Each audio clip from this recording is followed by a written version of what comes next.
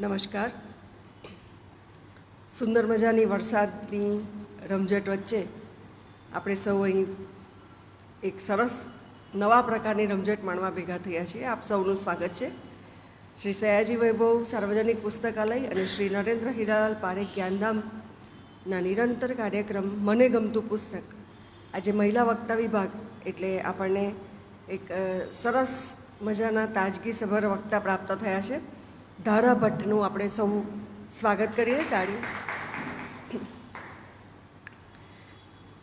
છે મોટા પણ લાગે છે નાની છોકરી જેવા, પણ એમનું પુસ્તકની પસંદગી એમની ઉંમરથી વધારે મેચ્યોર એવું હોય એવું લાગે. અને ખૂબ સુંદર પુસ્તક how to raise successful people જે એમણે પસંદ કર્યું છે, જેની અત્યારે ખૂબ જ જરૂર છે.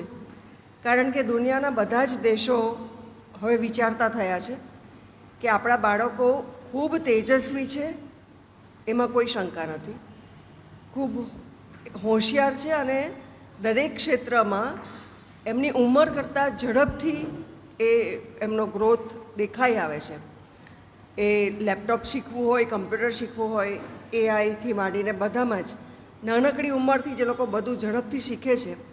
પણ છતાં જે શીખવું જોઈએ, જે એમનામાં આપમેળે આવવું જોઈએ, જે લાગણીઓ, સંવેદના, સમજ અને પ્રેમ, સમર્પણ, એ બધું ક્યાંક ને ક્યાંક એકદમ જ વિલુપ્ત થતું જાય છે. અને એના કારણો જોઈએ તો મુખ્ય કારણ એવું લાગે છે કે મા બાપ પાસે બાળકોને યોગ્ય રીતે ઉછેરવા માટે ચિંતા તો ખૂબ છે, સમય પણ ક્યાંક ને ક્યાંકથી એ લોકો મેળવી લે છે, પણ દિશા કદાચ ઊંધી પકડાઈ ગઈ છે. એટલે આજે આવા વર્કશોપ પણ ખૂબ ચાલે છે અને આવા પુસ્તકોની ખૂબ જ જરૂર છે. અને મને ખૂબ આનંદ છે કે ધારાબેને, અમે ઘણા વખતથી એમને આમંત્રણ આપ્યું હતું, કંઈક ને કંઈક કારણસર એ પાછળ ઠેરાતું ગયું અને આજે આ સમન્વય રચાયો એનો અમને ખૂબ આનંદ છે. ધારાબેન પોસ્ટ ગ્રેજ્યુએટ ડિપ્લોમા કર્યું છે. એમણે સામાન્ય રીતે થોડું ઘણું પણ ભણી જાય એટલે લોકોને પહેલું તો મારી કરિયરનું શું એવું વુમન એમ્પાવરમેન્ટ જાગે, પણ મને ગમતું મારે શું કરવું છે એ વુમન એમ્પાવરમેન્ટ છે. અને એ એમણે બરાબર સમજી લીધું અને એમણે ફૂલ ટાઈમ જે ઘરને સમર્પિત થવાનું અને એને લીધે ઘરને ઉછેરવાનું, કારણ કે એક બાળક નથી ઉછેરતું, આખું ઘર ઉછરે છે, એ પસંદ કર્યું. એ માટે એમની હિંમતને દાદ દેવી પડે. ખૂબ અભિનંદન. કારણ કે ફૂલ ટાઈમ જોબ છે, અને પાછું એ સામાન્ય રીતે એની નોંધ પણ નથી લેવાતી એવું કામ છે. અને છતાં એમણે નોંધ લેવી પડે એવો એમની દીકરીનો ઉછેર કર્યો છે.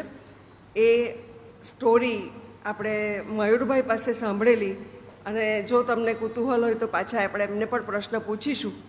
પણ એમણે બહુ જ હિંમતપૂર્વક પોતાની દીકરીને એક સશક્ત સ્ત્રી એટલે યુવતી બનાવી, એ પણ એમનું એક અચીવમેન્ટ છે. ઘણા બધા અચીવમેન્ટ હશે, નાની નાની એમણે ઘણી બધી સિદ્ધિઓ મેળવી હશે, પણ આ બંને દંપતી એટલા બધા વિનમ્ર છે કે આપણે એમને 5 સવાલ પૂછીએ તો એકમાં જરા કે હા આવું મેં કરેલું, એટલે એટલા ડાઉન ટુ અર્થ છે. અને એટલા માટે જ કદાચ એ પોતાના વિશે બોલાય એના કરતાં પુસ્તક વિશે બોલાય એ વધારે પસંદ કરશે. તો આપણે એમને જ માઇક આપીએ તે પહેલાં હું આદરણીય પિયુષભાઈને વિનંતી કરું કે આપણા પુસ્તકાલયની પરંપરા મુજબ આ પુસ્તક આપીને આપણા મહેમાનનું સ્વાગત કરું.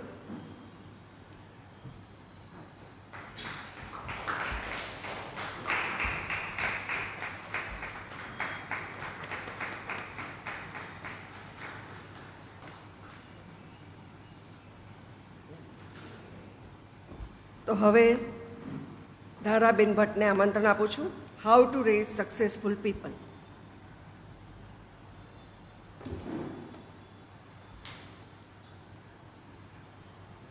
Hello everyone, good evening. Today I am going to share book review on How to Raise Successful People by American author Esther Wojcicki.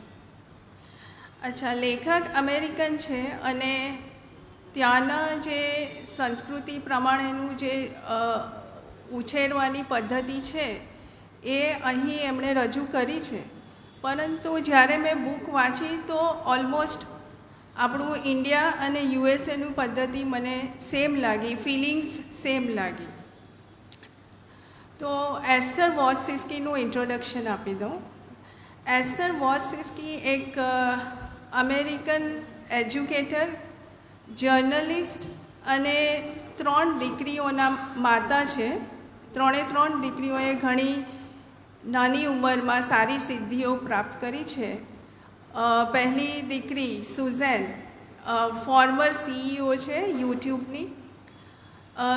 બીજી દીકરી જેનેટ એ પેડિયાટ્રિક્સ ડિવિઝનમાં પ્રોફેસર છે સેન ફ્રાન્સિસ્કો, કેલિફોર્નિયામાં. અને ત્રીજી જે દીકરી છે એન એ 23andMe કંપનીમાં co-founder છે અને ફોર્મર CEO પણ હતા.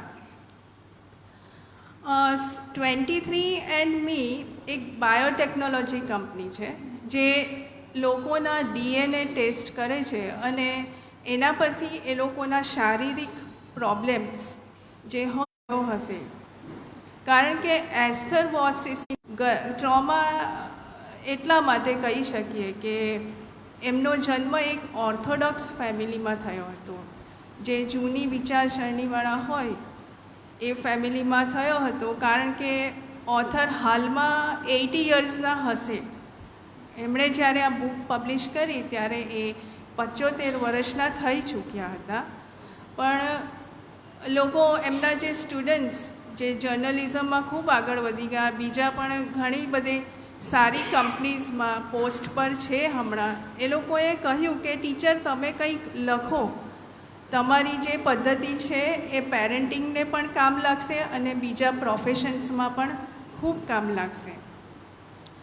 તો 75 વર્ષની ઉંમરે એમણે આ બુક પબ્લિશ કરી અને આ બુક તમારી સમક્ષ છે, જેમાં ખૂબ જ સિમ્પલ લેસન્સ આપ્યા છે કે જે તમારા બાળકને એક રિસ્પેક્ટફુલ અને રેઝિલિયન્સની ક્વોલિટી, રેઝિલિયન્સ એટલે કે સ્થિતિસ્થાપકતા, જે આજના સમયમાં ખૂબ જરૂરી છે. જેમ કે સ્વાતિબેને કહ્યું કે હમણાં ખૂબ ફાસ્ટ જમાનો આવી ગયો છે, એકદમ અનસર્ટન પીરિયડ છે કે વેધર ચેન્જ અનસર્ટન છે, ગમે ત્યારે કંઈ પણ થઈ શકે, નેચરલ કેલામિટીઝ, હમણાં વોર થઈ ગયો, આપણે કોવિડમાંથી બહાર આવ્યા. તો આ બધાની અસર અલગ અલગ જનરેશન પર પડે છે અને એના માટે મા બાપે ખૂબ જ પ્રયત્ન કરવા પડે છે કે એનું બાળક સાચી દિશામાં આગળ વધે. તો એના માટે આપણને વિચાર આવતો હશે કે કેવી રીતે આગળ વધશે આપણું બાળક. બધા જ મા બાપને એવી ઈચ્છા હોય કે અમારું બાળક સારું સક્સેસફુલ બને. તો સક્સેસફુલની પરિભાષા શું છે, એની શું છે ડેફિનેશન? શું એવું કે તમે વેલ્થ એકદમ રિચ પર્સન બની જાઓ, કે પછી સારી પોસ્ટ પર પહોંચી જાઓ, કે તમને નામના મળે, પ્રસિદ્ધિ મળે, એ છે સક્સેસ? કે પછી તમે શાંતિથી તમારા ઘરમાં હેપીલી તમે ફેમિલી ટાઈમ વિતાવી શકો, એ છે સક્સેસ? તો આ પ્રશ્ન સાથે એસ્થર વોઝસિસ્કી આગળ વધે છે અને કહે છે કે સ્ટ્રિક્ટ રૂલ્સ કે પછી નેચરલ ટેલેન્ટ્સ કે કોઈ પર્ટિક્યુલર પેરેન્ટિંગ કામ નથી લાગતું, પરંતુ એક ફ્રેમવર્ક એમણે બનાવ્યું છે, યુનિવર્સલ વેલ્યુઝ છે, જેનું ફ્રેમવર્કનું નામ છે trick. TRICK. ટ્રિકમાં T stands for trust, R for respect, I for independence, C for collaboration and K for kindness. તો આ બધી જે યુનિવર્સલ વેલ્યુઝ છે, જે દરેક આપણે બધા અહીંયા ઇવોલ્વ થવા માટે આવ્યા છે as a human being, as a parent, તો એ દરેકને આગળ વધવા માટે ખૂબ મદદરૂપ થાય છે. તો પહેલી જે ક્વોલિટી છે ટ્રસ્ટ. ટ્રસ્ટ એટલે કે વિશ્વાસ બાળકો પર, એઝ અ પેરેન્ટ બાળકો પર, અને બાળકોને પેરેન્ટ્સ વિશ્વાસપાત્ર લાગે એ બંને રીતે કેવી રીતે ટ્રસ્ટનું ડિસ્ક્રિપ્શન આપ્યું છે એ હું અહીં તમને કહીશ. તો એક પ્રસંગ એમાં લેખકે લખ્યો છે કે એઝ અ ગ્રેન્ડ મધર એમને એક દિવસ એક ડ્યુટી આપવામાં આવે છે કે એમની દીકરી જેનેટ, જેનો દીકરો 12 વર્ષનો છે, એને હેરકટ માટે લઈ જવાનો છે. 2 છોકરીઓ સુઝેનની છે, જેને સ્કૂલની બધી વસ્તુઓ લાવવા માટે ટાર્ગેટ કરીને સ્ટોર છે ત્યાં લઈ જવાનું છે. પ્લસ યુએસએમાં લોકો પેટ્સ રાખે છે, તો ઓથરને દીકરીના ઘરે પણ એક ડોગ છે અને 2 બિલાડીઓ છે. તો એ લોકોને પણ ફેમિલી મેમ્બર્સ તરીકે જ રાખે છે. તો ડોગને પણ વેક્સિનેટ કરાવવાનું હતું અને બિલાડીને પણ દવા આપવાની હતી. તો આ બધા કામ લાઇનમાં હતા અને યુએસએમાં કોઈની પણ હેલ્પ વગર ઘણું બધું કામ જાતે કરવાનું હોય છે. હવે તો આપણા દેશમાં પણ એવું થવા માંડ્યું છે.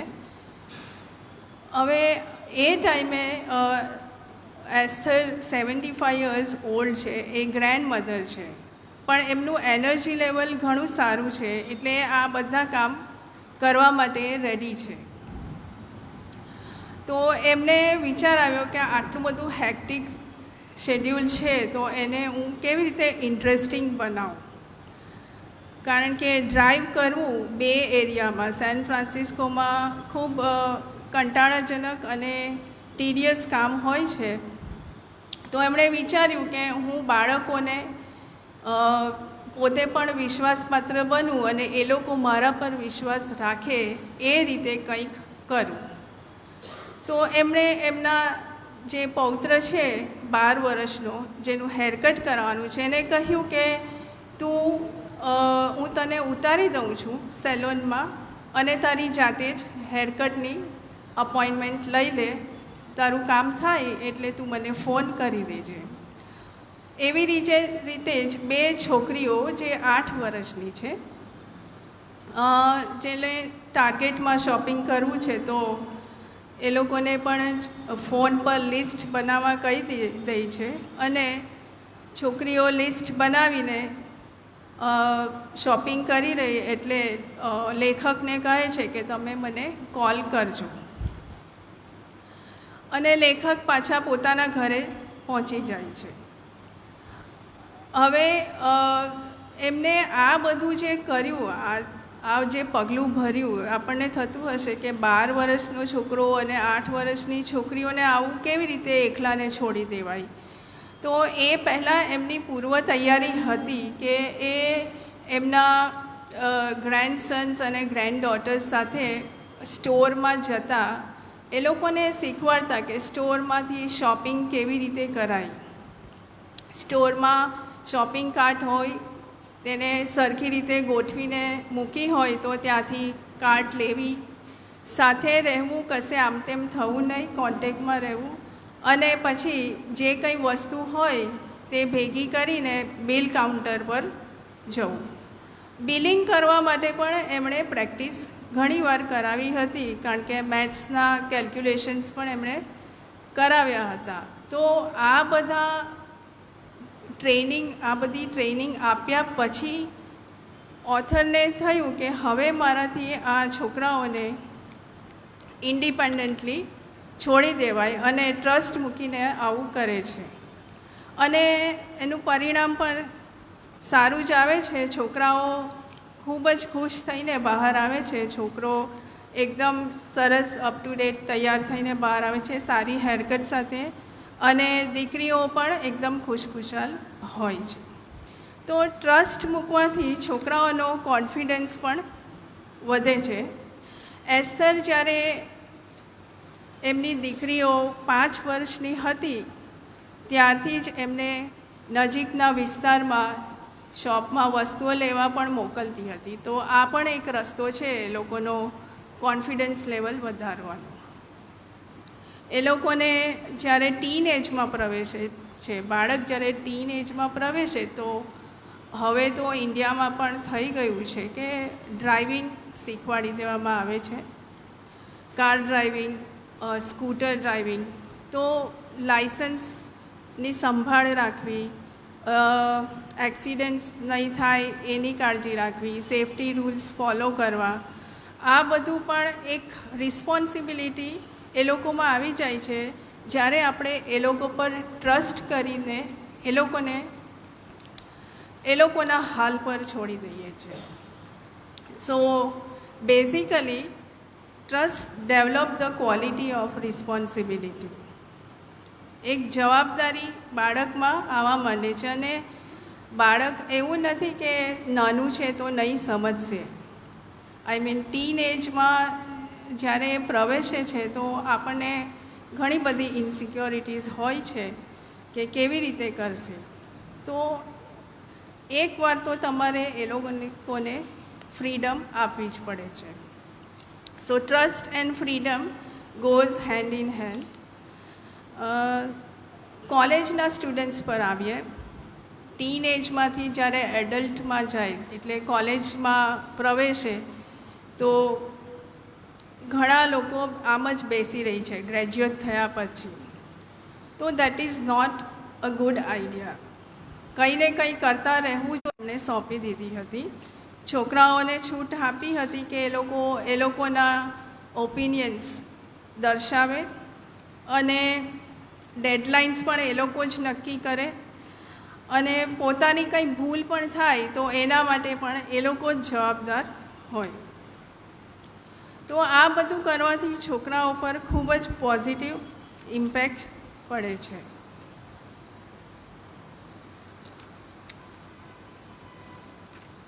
બીજા એક પ્રસંગમાં લેખકની દીકરી, જે સૌથી નાની દીકરી છે એન, એનું ફર્સ્ટ ઇન્ટરવ્યૂ હોય છે. તો એન પગમાં સ્લીપ છોડી દેવું પડે છે, અને એને એ જ રીતે અલાઉ કરે છે છોકરીને કે ઓકે તારી મરજી, તું જા ઇન્ટરવ્યૂ આપવા માટે. અને લકીલી એ છોકરીને ઇન્ટરવ્યૂમાં સિલેક્ટ પણ થઈ જાય છે, અને પછી થોડા દિવસમાં એ શીખી જાય. આ રીતનું જો આપણે વલણ અપનાવીએ તો બાળક પણ થોડા સમયે સમજી જ જશે કે મારે કઈ જગ્યાએ કેવી રીતે ડ્રેસઅપ થવું જોઈએ.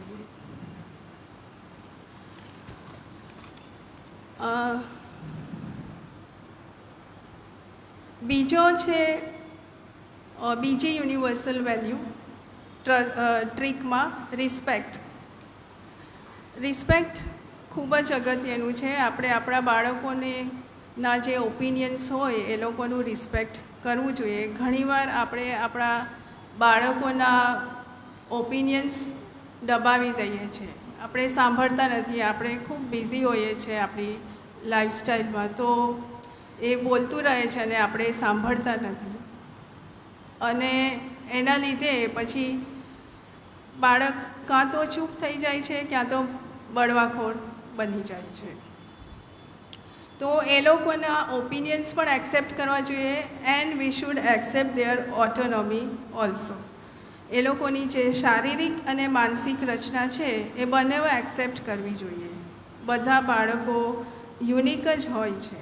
જો આપણે એ લોકોને એક્સેપ્ટ કરશું તો એ લોકો બહારની દુનિયામાં સારી રીતે પરફોર્મ કરશે.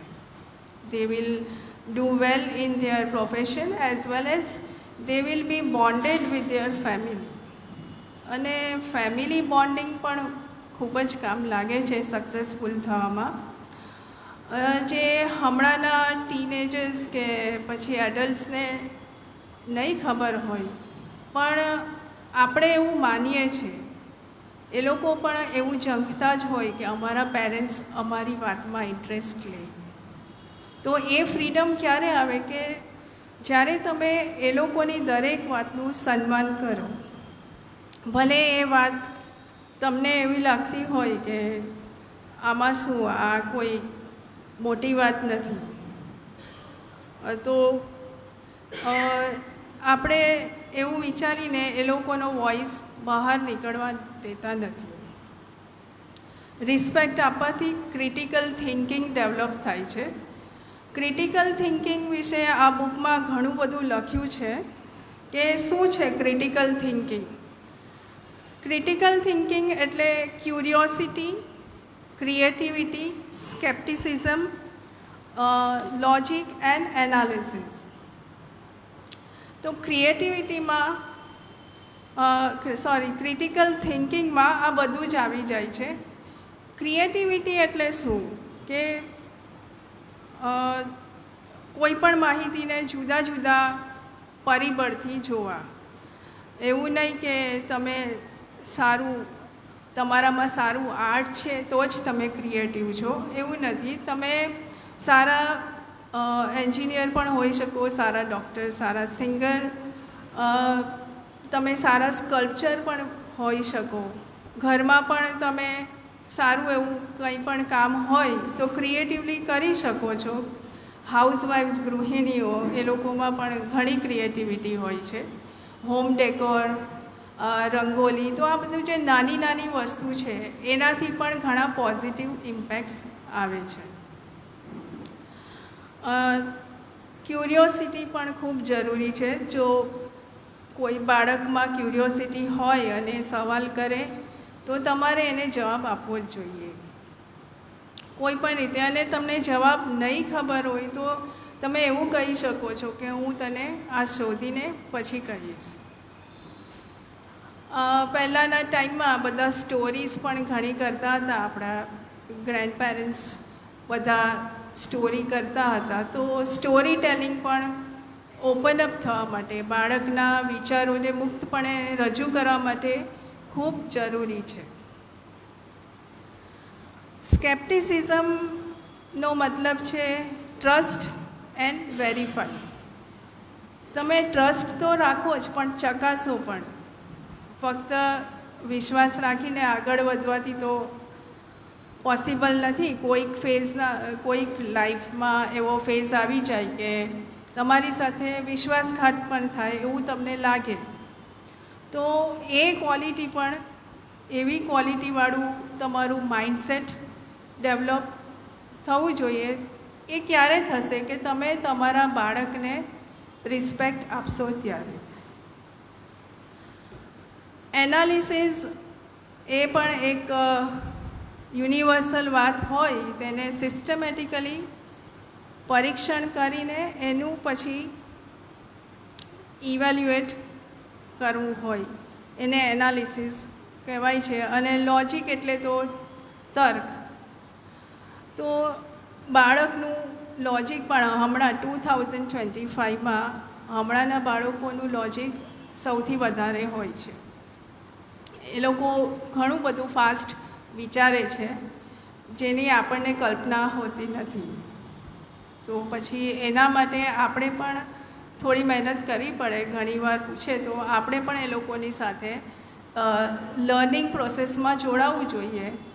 અને રીડિંગ અને આ બધી પ્રવૃત્તિ પણ સારી જ વસ્તુ છે.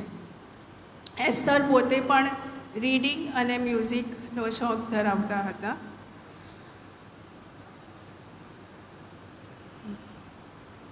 અને એ જ કે નાનું બાળક જ્યારે ટ્રાન્ઝિશનિંગ ફેઝમાં આવે, કે જ્યારે બાળક ટીનેજમાં પ્રવેશે અને ટીનેજમાંથી એડલ્ટહુડમાં પ્રવેશે, તો બહારની દુનિયાને એ ફેસ કરી શકે, બહારના લોકો સાથે કોમ્યુનિકેટ કરી શકે. કોઈનું બાળક એકદમ શરમાળ હોય છે, ઘણી વખત કોઈ ઘરમાં આવે તો એ વાત પણ નથી કરી શકતું. તો આપણે એ બાળકને સલાહ સૂચન આપવા કરતાં એને એકલતામાં, જ્યારે આપણે એકલા હોઈએ ઘરમાં, ત્યારે એને થોડુંક એન્કરેજ કરતા રહેવું. કેવી રીતે? તો ભાઈ આપણે જ એને પૂછવું જોઈએ કે તે આખા દિવસમાં શું કર્યું, સ્કૂલમાં શું કર્યું. એને બોલતું કરવું પડે છે. નાની નાની વાત પૂછવી પડે છે. એ કોઈ વાર ઇરિટેટ પણ થઈ જાય. તો ઘરમાં કોઈ આપણું ફેમિલી મેમ્બર આવ્યું હોય તો આપણે એને બોલાવીને હાય હલો કરાવીએ તો પણ એની એ જે શરમાળ જે હોય છે એની જે વૃત્તિ તે ધીમે ધીમે ઓછી થવા માંડે છે. તો રિસ્પેક્ટ ખૂબ જરૂરી છે.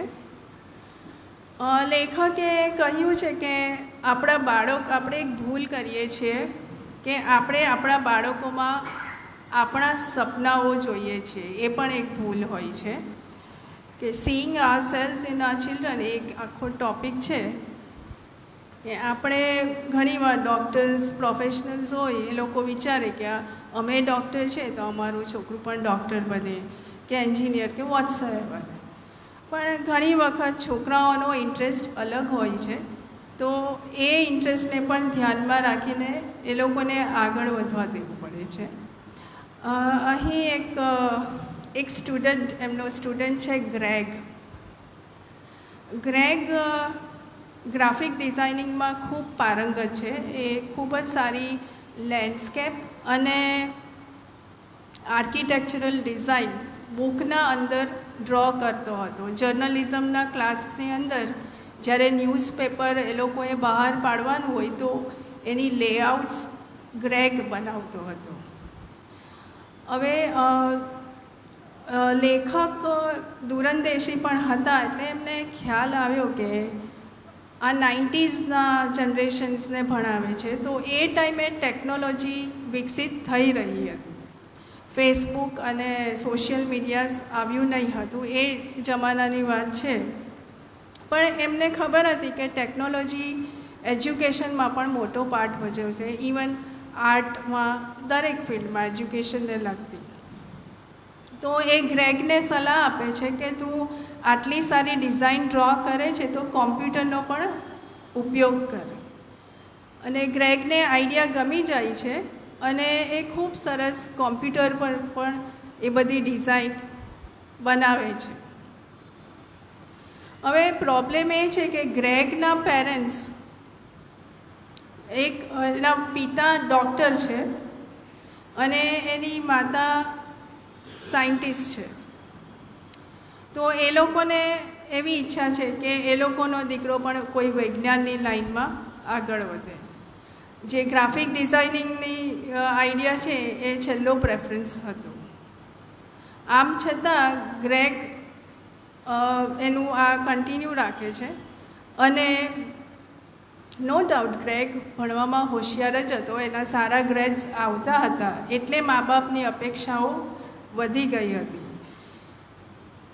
પણ ગ્રેગની દિશા અલગ હતી, એણે ગ્રાફિક ડિઝાઇનિંગમાં આગળ વધવું હતું.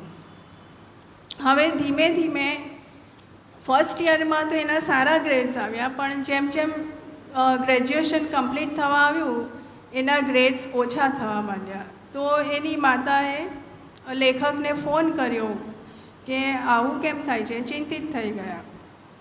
તો લેખકને કહે છે કે ગ્રેગ આટલો હોશિયાર છે તો કેમ આવું થાય છે. એટલે માતા કહે છે, લેખક કહે છે કે ગ્રેગને ગ્રાફિક ડિઝાઇનિંગમાં ઇન્ટરેસ્ટ છે, તેમ છતાં હું એને સમજાવીશ કે તું સાયન્સના રિલેટેડ થોડા આર્ટિકલ્સ ન્યૂઝપેપરમાં આપ. આવા પ્રયત્ન કરવા છતાં ગ્રેગ બધી કુદરતી સીનરી અને આર્કિટેક્ટ ડિઝાઇન જ ડ્રો કર્યા કરે છે. ફાઇનલી એવું થાય છે કે ગ્રેગ એક આજ્ઞાકારી બાળક છે, એ ખૂબ ઓબિડિયન્ટ છે. એના માતા પિતા માટે એને ખૂબ રિસ્પેક્ટ છે, કારણ કે એના પેરેન્ટ્સ બી ઘણી મહેનત કરીને ગ્રેગને ભણાવે છે. તો એના માતા પિતાની સિદ્ધિ માટે પણ એને ખૂબ માન છે. એટલે એ ઓપોઝ નથી કરી શકતો કે મારે એઝ અ ગ્રાફિક ડિઝાઇનર આગળ વધવું છે, પણ ચૂપચાપ એ એની દુનિયામાં જતો રહે છે. એક કશેક એને સપોર્ટ નહીં હોય એવું લાગતું હોય છે, ખાલી એનો હોપ હોય છે એના ટીચર. તો ફાઇનલી એવું નક્કી કરવામાં આવે છે કે ગ્રેગ ફિઝિક્સના ટ્યુશન ક્લાસ લે અને બાકીનો સમય હોય તેમાં જર્નલિઝમના ક્લાસમાં એ ડ્રોઈંગની પ્રેક્ટિસ કરે. તો આમ કરવાથી ગ્રેગ ખૂબ જ સરસ ગ્રાફિક ડિઝાઇનર બની ગયો. ટૂંક સમયમાં ગ્રાફિક ડિઝાઇનર બની ગયો અને પછી એના પેરેન્ટ્સને પણ એના માટે પ્રાઉડ ફીલ થયું. હવે ત્રીજી જે ક્વોલિટી છે, ત્રીજું જે યુનિવર્સલ વેલ્યુ જે આપણે ઇમ્બાઇબ કરવું છે આપણા બાળકોમાં, એ છે ઇન્ડિપેન્ડન્સ. ઇન્ડિપેન્ડન્સ પણ ખૂબ જરૂરી છે. એનાથી બાળકની ક્રિએટિવિટી વધે છે, એ રેઝિલિયન્ટ, એની સ્થિતિસ્થાપકતા વધે છે. અને ખાસ તો you should not be afraid of failure. તમે નિષ્ફળ પણ થઈ જાઓ તો તમે ડરી નહીં જાઓ. એ એનામાં જો ક્વોલિટી ડેવલપ થાય એ ખૂબ અગત્યની છે. જ્યારે ઇન્ડિપેન્ડન્સ તમે આપો તો ઇન્ડિપેન્ડન્સ એવું નથી, એ જવાબદારી સાથે આવે છે. એન્ડ કેવી જવાબદારી? તો બાળકોને એકેડેમિક ડિસિઝન પણ જાતે લેવા દેવા જોઈએ. ટીનેજર્સને જ્યારે પ્રોજેક્ટ્સ આપવામાં આવે છે સ્કૂલમાં, તો ટૉપિક્સ એક જ હોય છે, એના પર જ બધાએ, જેમ કે સાયન્સમાં ફોટોસિન્થેસિસ પર કોઈ પ્રોજેક્ટ આપ્યો તો બધા ફોટોસિન્થેસિસનું જ બનાવે છે. તો એક જ વસ્તુ, એક જ ટૉપિક પર 45થી 50 સ્ટુડન્ટ્સ એક જ ટૉપિક પર બનાવે છે. તો આ જે એજ્યુકેશન સિસ્ટમ છે એમાં પણ થોડા ચેન્જીસ આવે તો બાળકોને થોડું સહાયરૂપ થાય. એમાં ઘણા બીજા ટૉપિક્સ હોય છે. ફોટોસિન્થેસિસના અલાવા હ્યુમન સિસ્ટમ કે હાર્ટ સિસ્ટમ, રેસ્પિરેટરી સિસ્ટમ કે સર્ક્યુલેટરી સિસ્ટમ, ઘણા બધા ટૉપિક્સ હોય. તો એના પર બી તમે બાળકને શેમાં ઇન્ટરેસ્ટ છે એના રિલેટેડ પ્રોજેક્ટ આપી શકો છો. તો બાળકને જ્યારે તમે ફ્રીડમ આપો, ઇન્ડિપેન્ડન્સ આપો, ત્યારે એ દર્શાવી શકે છે આવા પ્રોજેક્ટ એક્ટિવિટીઝમાં પણ. અને એની એ જે આવડત હોય, એનું પોટેન્શિયલ એ બહાર આવે છે. એડલ્ટ જ્યારે બને છે ત્યારે પણ એને ફાઇનાન્શિયલ ડિસિઝન જાતે દેવા જોઈએ. જ્યારે એ કમાવાનું સ્ટાર્ટ કરે છે તો એને આઈડિયા હોવી જોઈએ, કોઈ પણ છોકરો હોય કે છોકરી હોય, કે આ રીતનું મારું પ્લાનિંગ બજેટ હોવું જોઈએ, ડેટ. અને એ ઘરથી જ ચાલુ થાય છે. જેમ કે રોજનો હિસાબ લખવો અને કઈ વસ્તુ ઇમ્પોર્ટન્ટ છે એ પહેલાં, કઈ નેસેસિટી છે, કઈ લક્ઝરી છે, તો એ બધું ડિફરન્શિએટ કરતાં આવડવું. એ બધું ક્યારે આવે? કે જ્યારે તમે ઇન્ડિપેન્ડન્ટલી વિચારી શકતા હો ત્યારે. લેખક અહીં બીજા એક્ઝામ્પલ્સ આપે છે, જેમાં કહે છે કે આપણી સોસાયટીમાં આપણે બાળકોને કમ્પેર ખૂબ કરીએ છીએ. એક ફેમિલીમાં કાકા, મામા, ફોઈના છોકરાઓ હોય તો આપણે ઘણું કમ્પેરિઝન કરીએ છીએ. પહેલાંના ટાઈમમાં વધારે થતું હતું, હવે એવું નથી. તો એમાં એમનો પૌત્ર છે જેકોબ, જે ખૂબ ટેલેન્ટેડ મ્યુઝિશિયન અને કોમ્પોઝર છે. એની બહેન છે એમેલિયા, જે ડાન્સર છે. લિયોન છે એ ચેસમાં પારંગત છે, ગોલ્ફ રમે છે અને લેગો માસ્ટર છે. અને સૌથી નાના પૌત્ર પૌત્રી એમાં અને આવા બેલેમાં ઇન્ટરેસ્ટ ધરાવે છે. તો એક જ ફેમિલીમાં ઘણી બધી પ્રતિભાઓ હોય છે અને આપણે એ લોકોને એક્સેપ્ટ કરીને આગળ વધવા દેવું જોઈએ. એક પ્રસંગમાં લેખક કહે છે ઇન્ડિપેન્ડન્સના ટૉપિકમાં જ, કે એ લોકો બધા ભેગા થઈને એના 9 ગ્રેન્ડસન અને ગ્રેન્ડ ડોટર્સ, પૌત્ર પૌત્રીઓ અને 3 છોકરીઓનું ફેમિલી બધા ભેગા થઈને રિસોર્ટમાં જાય છે, જે નાપા વેલી પાસે છે.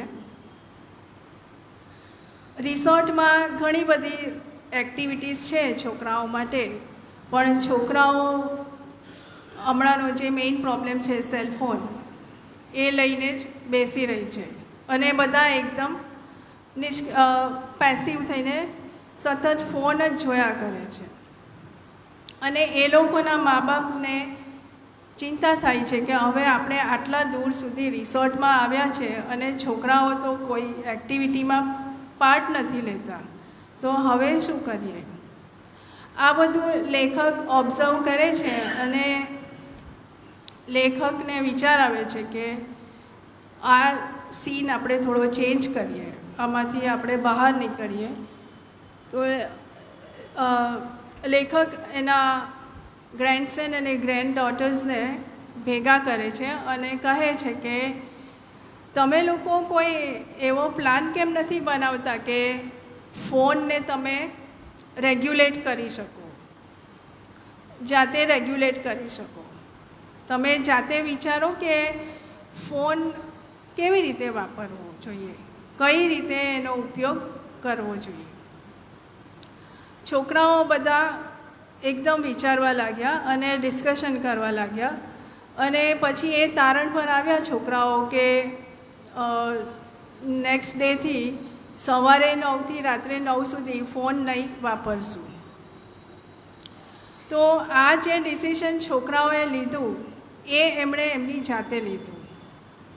એ લેખક એના પર ધ્યાન દોરે છે કે તમે જ્યારે છોકરાઓને જાતે કંઈક કરવા કહો છો, જે વસ્તુ છોકરાઓ જાતે કરી શકતા હોય તો એમને જ કરવા દો.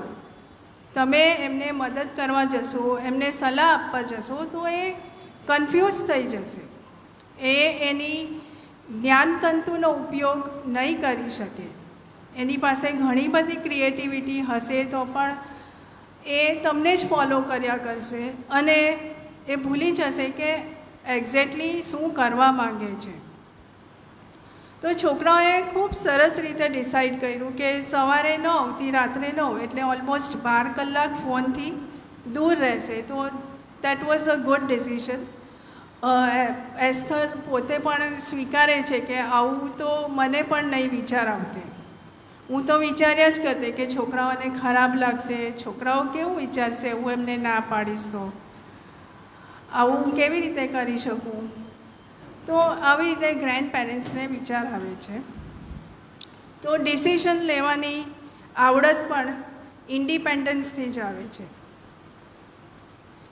અને ત્યાર પછી 10 આજ્ઞાઓ લેખકે સ્ક્રીન ટાઈમના રિલેટેડ આ બુકમાં વર્ણન કરી છે. 10 કમેન્ડમેન્ટ્સ છે. તો હું જરા શોર્ટમાં પતાવી દઉં. એક છે કે તમે તમારા કંઈ પણ સ્ક્રીન ટાઈમના લઈને પ્લાન કરો ત્યારે તમે તમારા બાળકો સાથે બેસીને કરો, નહીં કે તમારો ઓર્ડર એ લોકોને, તમે સ્ક્રીન ટાઈમનો નિયમો લખો અને તમે એમને હાથમાં આપી દો કે ભાઈ કાલે આટલે 15 મિનિટ તારે જોવાનો છે ફોન, કે કાલે તારે ફોન જ નથી જોવાનો. નહીં, આવું નહીં કરો. એ લોકોને સાથે બેસાડો, એ લોકોને પૂછો કે ક્યારે એ લોકોને ફોનની વધારે જરૂર પડે છે. કારણ કે આજકાલ ફોનમાં ઘણી બધી માહિતીઓ સ્કૂલમાં ઉપયોગી હોય છે. ઘણા બધા પ્રોજેક્ટ વર્ક હોય છે, અસાઇનમેન્ટ્સ હોય છે, તો ફોન તો યુઝ કરવો જ પડે છે. હા, આ તો બહુ કોમન છે, બધે જ એડવર્ટાઇઝમેન્ટ પણ આવે જ છે કે જમતી વખતે મીલ્સ, કોઈ બી જે મેજર મીલ્સ છે, બ્રેકફાસ્ટ, લંચ કે ડિનર, એ ટાઈમે ફોન સાથે નહીં રાખો. ત્રીજો નિયમ છે બેડ ટાઈમ. સૂતા પહેલાં પણ ફોન નહીં જો. એને બ્લુ લાઇટ્સ કહે છે. કોઈ પણ ઇલેક્ટ્રોનિક ગેજેટ્સ, ફોન હોય, ટીવી હોય કે આઈપેડ, લેપટોપ, તો આ બધાથી દૂર રહો. એનાથી તમારી ઊંઘ પર ઘણી અસર થાય છે, બ્રેઇન ડેવલપમેન્ટ પર અસર થાય છે. તો આ બધાથી એ લોકોને જાગૃત કરો. ચોથો નિયમ છે છોકરાઓને કાળજીપૂર્વક સમજણ આપો કે ઇમરજન્સીમાં સેલ ફોન ક્યારે યુઝ કરાય. 4 વર્ષનું બાળક હોય તો એને કંઈક પણ સ્કૂલમાં ઇમરજન્સી આવે તો એને ખબર હોવી જોઈએ એના પેરેન્ટ્સનો ફોન નંબર, જે હવે તો 2025માં તો બાળકો ખૂબ જ સ્માર્ટ હોય છે તો યાદ રાખે જ છે, પણ આ 90sની વાત છે તો એમણે આ આજ્ઞા પણ આપી હતી. અને 3rd સ્ટાન્ડર્ડ ઓનવર્ડ્સ એટલે જ્યારે બાળક 8 વર્ષનું થઈ જાય તો સ્કૂલ અસાઇનમેન્ટ માટે પણ ફોનનો સદઉપયોગ કેવી રીતે કરવો એ શીખવાડો. કારણ કે હવે બધું સોશિયલ મીડિયા ઘણું બધું બહોળું થઈ ગયું છે, ઘણું બધું એમાં શીખવાનું જાણવાનું હોય છે. એમાં સારા અને ખરાબ બંને પરિબળો હોય છે. તો તમે થોડું એ લોકોને ગાઈડ કરશો તો એ લોકો સરખી રીતે ફોનનો ઉપયોગ કરશે. 5મું છે, જ્યારે તમે આવી રીતે વેકેશન પર જાઓ તો બાળકોને કહો કે આ રીતે ફોનથી દૂર રહે અને લોકો સાથે વધારે વાતચીત અને સમય વિતાવે, જે હવે હું જોઈ શકું છું કે ઘણા બધા પેરેન્ટ્સ આ ફોલો કરે છે. અને એના માટે પેનલ્ટી પણ રાખો કે એ લોકો સજાગ રહે કે ભાઈ અમારે આ રીતે ફોનથી દૂર રહેવાનું છે. પેનલ્ટી પણ એવી જ રાખો કે તમારો સ્ક્રીન ટાઈમ ઓછો થઈ જશે. હવે યંગ ચિલ્ડ્રન હોય, એકદમ નાના હોય, ખૂબ ધમાલી હોય તો પેરેન્ટલ કંટ્રોલ જરૂરી છે. દોડાદોડી કરતું હોય, ધમપછાડા કરતું હોય તો નેચરલ છે કે તમે એઝ અ પેરેન્ટ એને સમજાવો, એને સ્ટોપ કરો. ઘણીવાર તમે બોડી લેંગ્વેજ પણ એવી યુઝ કરો કે એ સ્ટોપ થઈ જાય. પણ 8 વર્ષના બાળક 8 વર્ષની ઉંમર પછી એના પર કંટ્રોલ નહીં કરો તો સારું છે.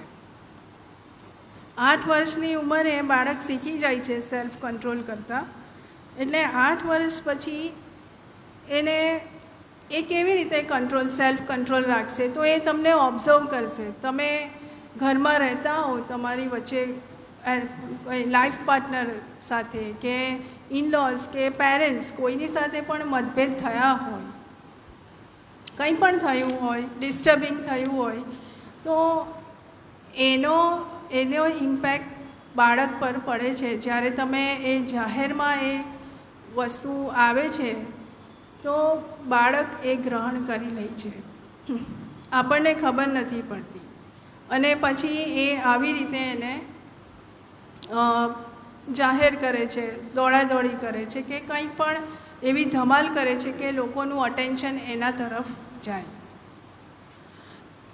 7મું છે, પેરેન્ટ્સે પણ મોડલ બનવું જોઈએ બાળકો માટે.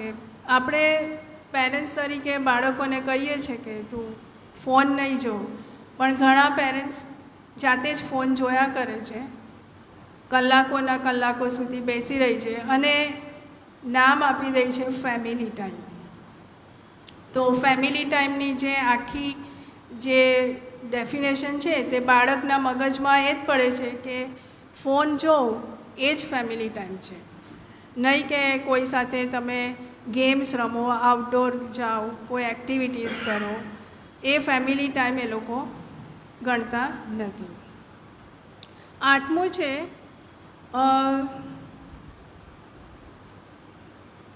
વિડીયોઝ કયા જોવા ફોન પર અને ઓડિયોઝ પણ કયા જોવા એ પણ એ લોકો સાથે નક્કી કરો. સાયબર બુલિંગ એની પણ માહિતી આપો. સાયબર બુલિંગમાં ઘણીવાર ડિપ્રેશન આવી જાય છે છોકરાઓને, તો એની માહિતી આપો. તમે તમારા જે ફ્રેન્ડ્સ હોય તેને રિસ્પેક્ટ આપતા શીખો. સાયબર બુલિંગમાં એવું ઘણીવાર થાય છે કે ફ્રેન્ડશિપ પર બહુ અસર થાય છે, ફ્રેન્ડશિપ તૂટી જાય છે ઘણીવાર. તો ફ્રેન્ડ્સને રિસ્પેક્ટ આપો, ફ્રેન્ડ્સ સાથે હસો, નહીં કે ફ્રેન્ડ્સના ઉપર હસો તમે. અને બાળકોને પર્સનલ આઈડેન્ટિફિકેશન નંબર બહાર ન આપે તેની માહિતી આપો. લેખકના મતે ઇન્ડિપેન્ડન્સ એટલે એક ઓબ્સેલેટ બની જવું. ઓબ્સેલેટ એટલે એવું થાય કે ભાઈ આઉટ ઓફ ડેટ, તમે સાઈડ પર જતા રહો અને કોઈ બીજાને ચાન્સ આપો, દેટ ઇઝ ઓબ્સેલેટ.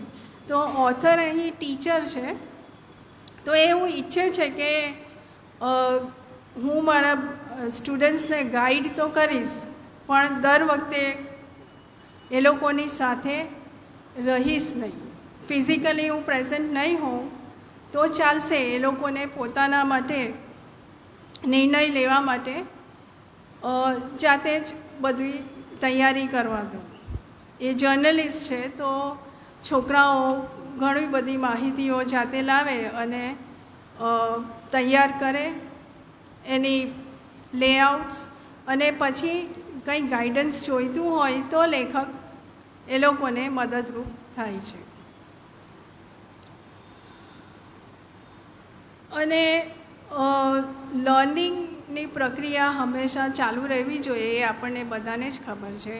કોઈ પણ એજ હોય, એ રિવોલ્યુશન આપણે ત્યાં પણ આવી ગયું છે કે કોઈ પણ એજ હોય, તમે નવું શીખો તો એ સારું જ છે. અને લર્નિંગ એટલે શું?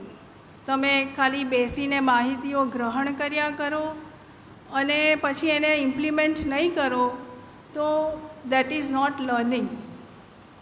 માહિતી ગ્રહણ કર્યા પછી પણ કોઈ પણ રીતે તમે ઇમ્પ્લિમેન્ટ કરો. જેમ કે તમે સારું વ્યંજન બનાવો છો, ઘરમાં સારી રસોઈ બનાવો છો એઝ અ હાઉસવાઈફ, તો તમે તમારા બાળકોથી જ શરૂઆત કરો છો કે તમે ટિફિનમાં એ લોકોને સારી કંઈ પણ વેરાયટી બનાવીને આપો છો.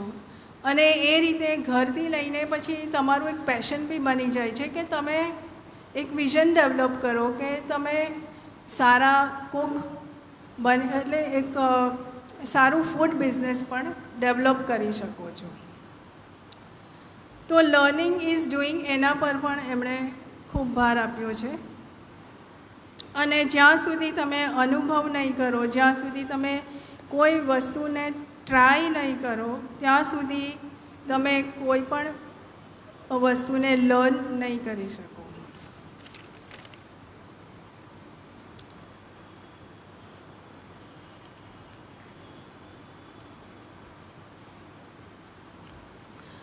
ઇન્ડિપેન્ડન્સ ટૉપિકમાં પણ એમણે એક બીજી વેલ્યુ છે, ગ્રીટ, GRIT, ગ્રીટ.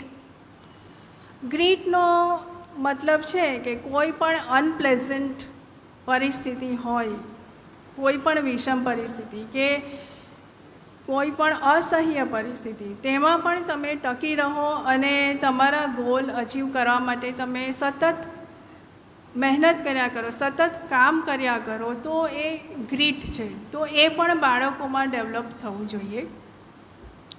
એમાં ગેડી એપ્સ્ટીન કરીને એમનો એક શિષ્ય છે, જે 14 વર્ષનો હતો ત્યારથી જ ખૂબ ભણવામાં હોશિયાર હતો અને એને જર્નલિઝમના ક્લાસ જોઈન કર્યા. હવે એણે એડિટર ઇન ચીફના ઇલેક્શન માટે પણ અપ્લાય કર્યું, પણ સમહાવ એ ખૂબ એલિજિબલ હતો, એનું લખાણ સારું હતું, એનામાં લીડરશિપ સ્કિલ હતી, પણ એ ઇલેક્શન હારી ગયો. હવે ઇલેક્શન હારી ગયો એટલે એને દુઃખ થયું.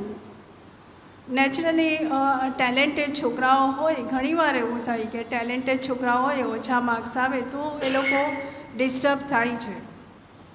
સાથે સાથે લેખક પણ થોડા અપસેટ થયા અને વિચારતા રહ્યા કે ગેડીની મનોસ્થિતિ સારી રહે તો સારું. હવે આટલો ટેલેન્ટેડ તો છે જ, પણ એમને ચિંતા થવા લાગી. થોડા અઠવાડિયા માટે ગેડી લેખકને મળવા નહીં આવ્યો, પણ પછી એક દિવસ ગેડી એના ટીચરને મળવા આવે છે અને કહે છે કે હું હવે નિરંતર મહેનત કરતો જ રહીશ, જર્નલિઝમમાં આગળ વધતો જ રહીશ. અને ગેડીએ દિવસ રાત જોયા વગર ખૂબ જ મહેનત કરી, ખૂબ કામ કર્યું. એણે એટલું બધું કામ કર્યું કે જે લોકોએ એની ટીકા કરી હતી, જે લોકોના કોઝ સ્ટુડન્ટ્સ હતા, એ લોકોના કમ્પેનિયન્સ, જેને લીધે એ હારી ગયો ઇલેક્શન, એ લોકો પણ ગેડી પાસે હેલ્પ લેવા માટે આવ્યા માંડ્યા. અને ગેડી પણ એ લોકોને વિધાઉટ એની એક્સપેક્ટેશન, કોઈ પણ અપેક્ષા વગર કે કંઈ પણ યાદ રાખ્યા વગર મદદ કરતો રહ્યો. હવે આ જે ક્વોલિટી છે એના લીધે ગેડીનું જે ફોકસ હતું, એકાગ્રતા, એ ટકી રહ્યું. અને એ એકાગ્રતાને લીધે એ ખૂબ આગળ, એના વિષયમાં એ ખૂબ આગળ વધી ગયો. અને પછી એણે ડાયરેક્ટ જ લાસ્ટ યરમાં, જ્યારે લાસ્ટ યર હતું ગ્રેજ્યુએશનનું, તો હાર્વર્ડ યુનિવર્સિટીમાં રેકમેન્ડેશન લેટર લખવા માટે એના ટીચરને, એટલે કે લેખકને કહ્યું કે તમે મારા માટે રેકમેન્ડેશન લેટર આપો, મારે એમાં જર્નલિઝમનો કોર્સ કરવો છે. તો ટીચર તો એકદમ ખુશ થઈ ગયા. લેખકને ખબર હતી કે ગેડી બધી રીતે લાયક છે. એટલે લેખકે ગેડીનો જે ઇલેક્શન હારી ગયો અને એના પ્રત્યે જે લોકોનું બિહેવિયર હતું, જે એને ક્રિટિસાઇઝ કરવામાં આવ્યો હતો, એની કાબલિયતના લીધે એને ક્રિટિસાઇઝ કરવામાં આવ્યું, કંઈ પણ હોઈ શકે, જેલસી હોઈ શકે કે કંઈ પણ. અને એ વસ્તુ સાથે, એ ક્રિટિસિઝમ સાથે એણે કેવી રીતે આખો માહોલ બદલી કાઢ્યો, એણે એ જ વસ્તુને ચેલેન્જ લીધી. અને જેટલા લોકો એને ક્રિટિસાઇઝ કરતા હતા અને જે લોકો એને સિલેક્ટ નહીં કર્યો હતો એડિટર ઇન ચીફ માટે, એ બધા જ લોકો એના ફ્રેન્ડ્સ બની ગયા. તો આ બધું લેખકે રેકમેન્ડેશન લેટરમાં લખ્યું હતું. થોડા દિવસ પછી હાર્વર્ડમાંથી લેખકને ગેડી સાથે બોલાવવામાં આવ્યા અને એ લોકોએ ગેડીને એડમિશન આપી દીધું હાર્વર્ડમાં. તો આમાં ગેડીને એનું કેરેક્ટર અને ડિટર્મિનેશન, એના લીધે એડમિશન મળ્યું હતું, નહીં કે એના ટેલેન્ટ. કારણ કે એનું લાસ્ટ યર પણ બાકી હતું, તો એનું રિઝલ્ટ પણ આવ્યું નહીં હતું. તેમ છતાં એને જર્નલિઝમમાં લાસ્ટ યરમાં એડમિશન મળી ગયું. આજે ગેડી ઇકોનોમિસ્ટ મીડિયા એડિટર છે યુએસએમાં. તો એક કહેવત છે ઇંગ્લિશમાં, નેવર ગીવ અપ, આ આને રિઝેમ્બલ કરે છે. તો રેઝિલિયન્ટ અને ગ્રીટ, આ બંને વસ્તુ, સ્થિતિસ્થાપકતા અને કોઈ વિષમ પરિસ્થિતિમાં પણ ટકી રહેવું, આ પણ સક્સેસફુલ થવા માટે ખૂબ જરૂરી હોય છે. ઘણી બધી જગ્યાએ તમે પોલિટિક્સ જુઓ જ છો, પણ પોલિટિક્સમાં ટકી રહેતા આવડે તો જ તમે સક્સેસફુલ બનો. એક કરતાં વધારે વ્યક્તિ જ્યારે ભેગું થાય, પોલિટિક્સ થવાનું જ છે. કારણ કે દરેકના વિચારો અલગ હોય છે. એ એક્સેપ્ટ કરીને જો આગળ વધવામાં આવે, એવું બાળકને શીખવાડવામાં આવે, તો પછી એ સક્સેસફુલ બને છે. કોલેબરેશન, ટ્રીકમાં જે સી છે, that is four collaboration. Collaboration એટલે ટીમ વર્ક આપણે કહી શકીએ. ટીમ વર્ક જ્યાં પણ હોય ત્યાં સક્સેસ આવે છે. તો પેરેન્ટિંગની ભાષામાં કોલેબરેશન, અહીં લેખકે એક પ્રસંગ ટીચર તરીકેનું એમણે આપ્યું છે. એમનું પહેલું વર્ષ હતું ટીચિંગ લાઇનમાં અને ખૂબ પડકારજનક હતું. એમણે દરરોજ 5 ક્લાસમાં 125 સ્ટુડન્ટ્સને ઇંગ્લિશ, ગ્રામર અને જર્નલિઝમ ભણાવવાનું હતું.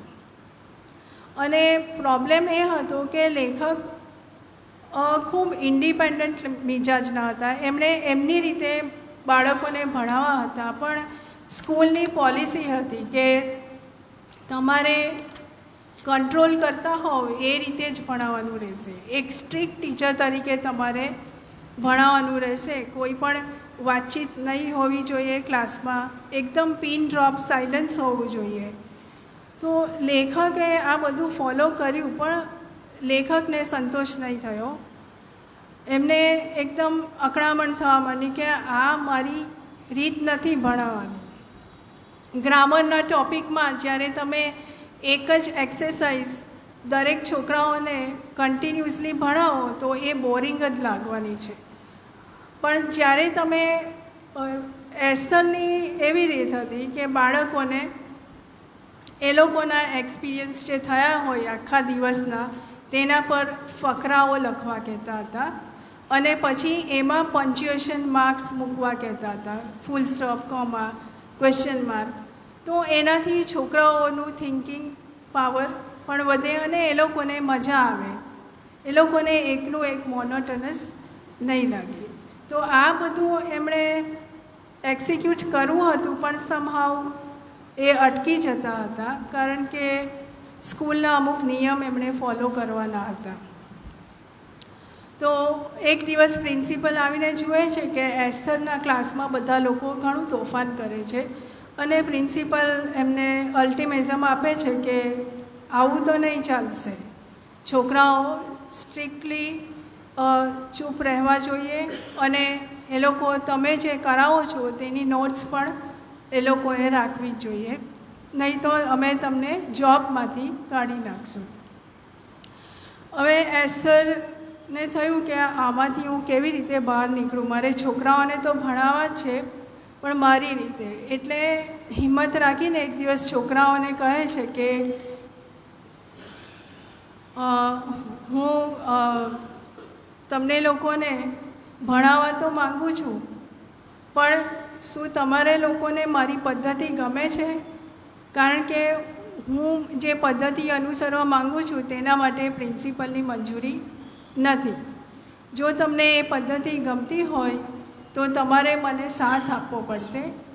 એટલું જ કે જ્યારે પ્રિન્સિપલ આવે તમારે ચૂપચાપ બેસીને મને ફોલો કરવાનું. અને છોકરાઓ ટીચરને સહકાર આપે છે. તો સહકાર આપવો કેવી રીતે આપે છે? તો દેટ મીન્સ દે આર કોલેબરેટિંગ. એ લોકો ટીમ વર્કમાં માને છે.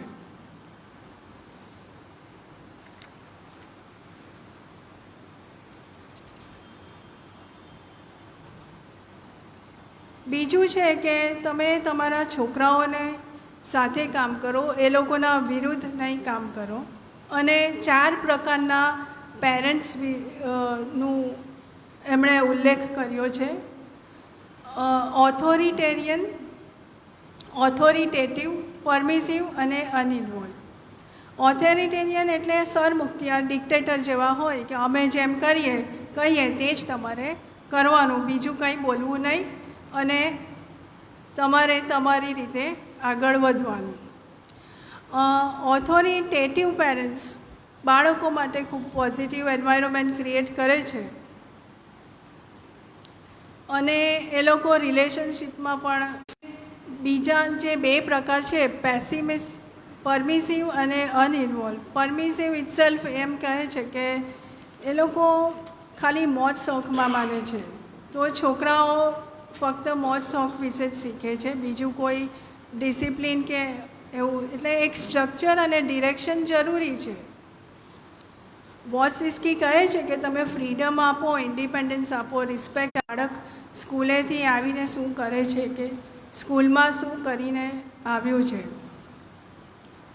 તો એક જે દિશા હોવી જોઈએ બાળક પાસે તે આવતી નથી અને સારા કેરટેકર એ લોકો બની શકતા નથી. હવે જીવનના અલગ અલગ પડાવમાં તમારે જુદી જુદી રીતે પેરેન્ટિંગ સ્કિલ અપનાવવી પડે છે. કોઈ પણ પેરેન્ટ્સ પરફેક્ટ તો હોતું નથી, કોઈ પણ હ્યુમન બિંગ પરફેક્ટ નથી, તો પેરેન્ટ્સ તો નહીં જ હોય.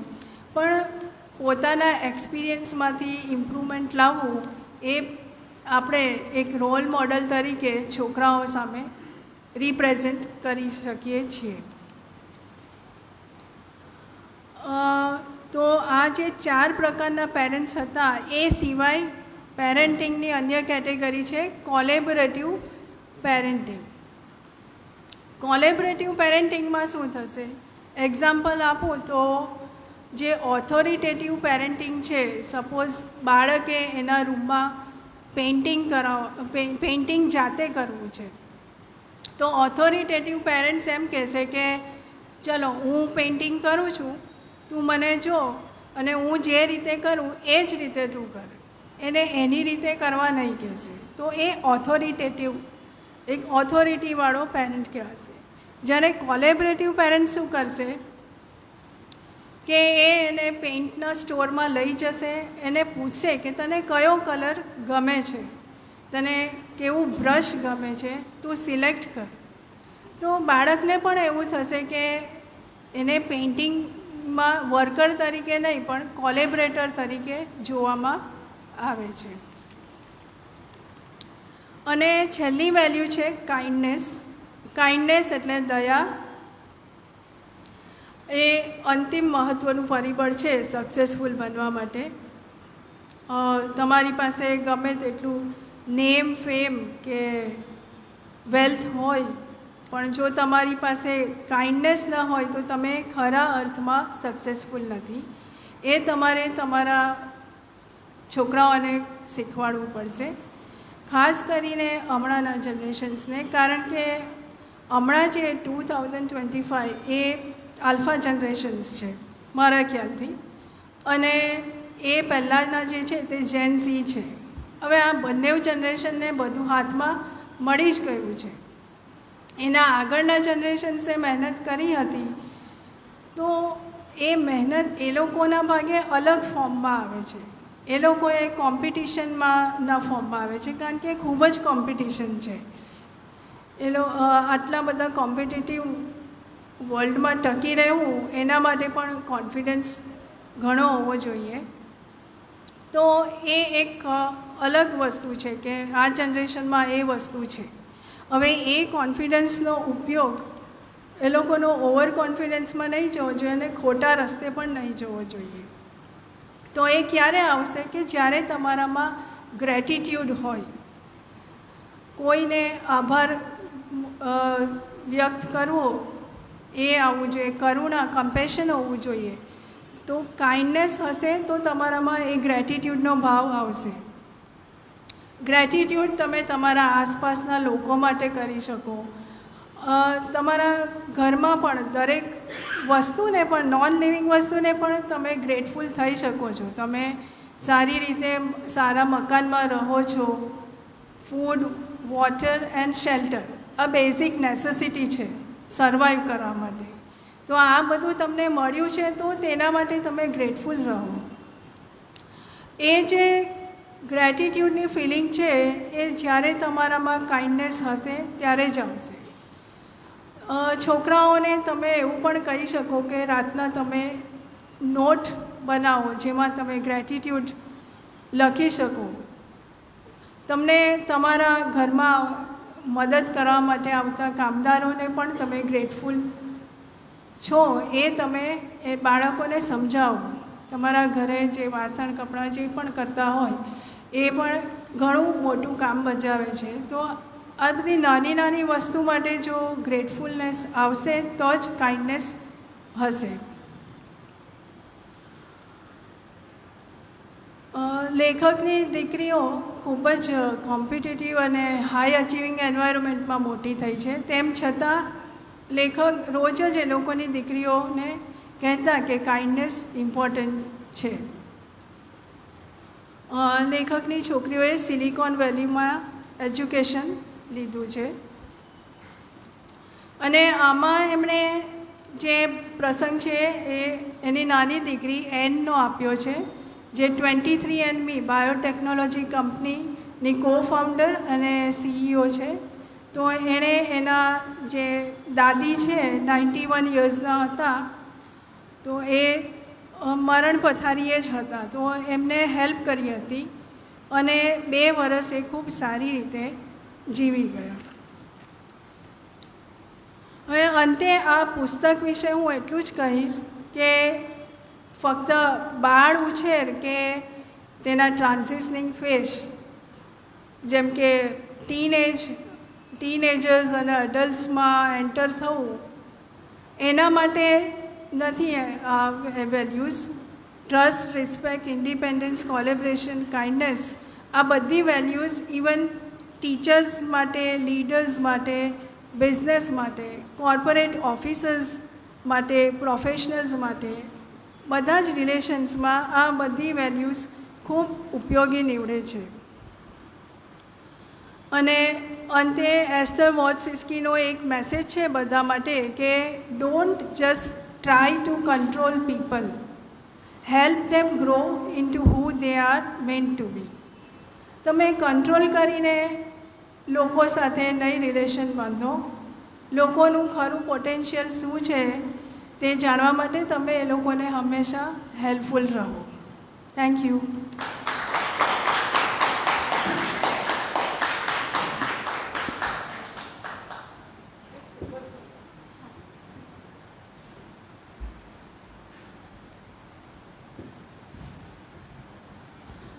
Thank you Dharaben. એકચ્યુઅલી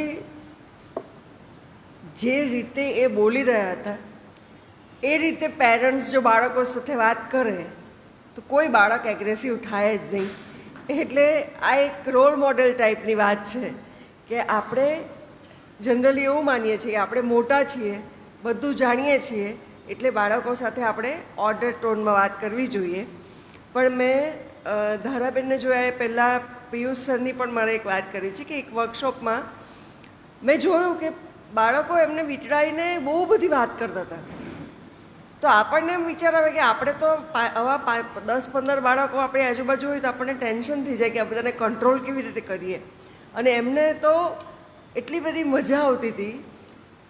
અને પછી મેં એમને ઓબ્ઝર્વ કર્યા કે આ વસ્તુ શીખવા જેવી છે કે કેવી રીતે બાળકો સાથે. તો મેં ઓબ્ઝર્વ કર્યું કે એમનામાં પોતાનામાં વિસ્મય હતું. હતા કે જાણે એમને એ બાળકોને એમના પોતાના કરતાં વધારે જ્ઞાન છે. આ વિનમ્રતા અને આ કુતૂહલ અને આ રિસ્પેક્ટ બાળકોને જે આપવાની વાત છે એ આપો એટલે બાળકો તમારા થઈને જ રહેવાના છે. એવી જ વાત ધારાબેને પણ કરી અને જે શાંતિથી ધીમે ધીમે વાત કરી એવી જ રીતે બાળકો સાથે આપણે વાત કરવાની છે. પણ આપણી ધીરજ રહેતી નથી અને આપણે થોડી ઉતાવળ કરી નાખીએ છીએ. આપણી અપેક્ષા પ્રમાણેનું ન થાય ત્યારે આપણે તને કંઈ સમજ નથી પડતી ને તું છાનોમાનો બેસી જ્યારે ચૂપ રહીને ઓર્ડર કરવાનું શરૂ કરી દઈએ છીએ. એટલે મારા ખ્યાલથી ખૂબ સુંદર એમની વાત થઈ. એટલે એમને ખૂબ અભિનંદન. આગળ ચર્ચા કરીએ એ પહેલાં જણાવી દઉં કે આવતા શનિવારે સર્વજન વાર્તાલાપ માટે આપણે આદરણીય પિયુષભાઈ ભટ્ટે અમારું આમંત્રણ સ્વીકાર્યું છે. અને સંધ્યાબેન બારડોલીવાડના જાણીતા છે સાહિત્ય પરિષદના સંધ્યાબેન ભટ્ટ અને ઈલા આરબ મહેતા સંપાદિત અનુભૂતિ વિશ્વ નામનું એક ખૂબ સુંદર પુસ્તક લઈને આવી રહ્યા છે. તો આપ આજની જેમ જ બરાબર 6:05 આપની બેઠક લઈ લેજો જેથી આપણે એમને બિલકુલ સમય ઓછો પડ્યો એવી ફરિયાદ આપણને ન રહે.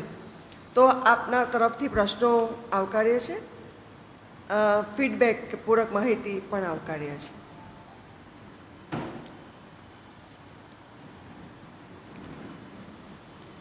દીપકભાઈ.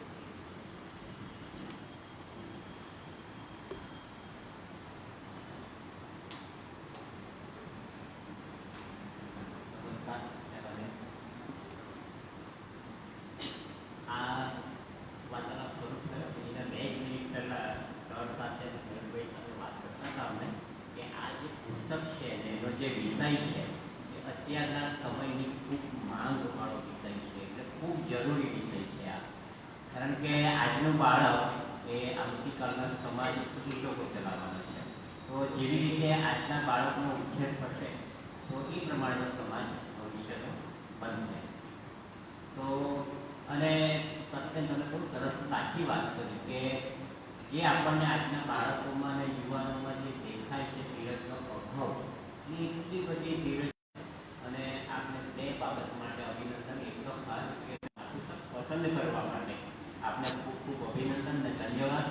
અને બીજું આ પુસ્તકને ખૂબ સારી રીતે શ્રોતાઓ સમક્ષ રજૂ કરવા માટે તો એ બધાને આ વિષય ખૂબ સારી રીતે સમજાવી ગયો.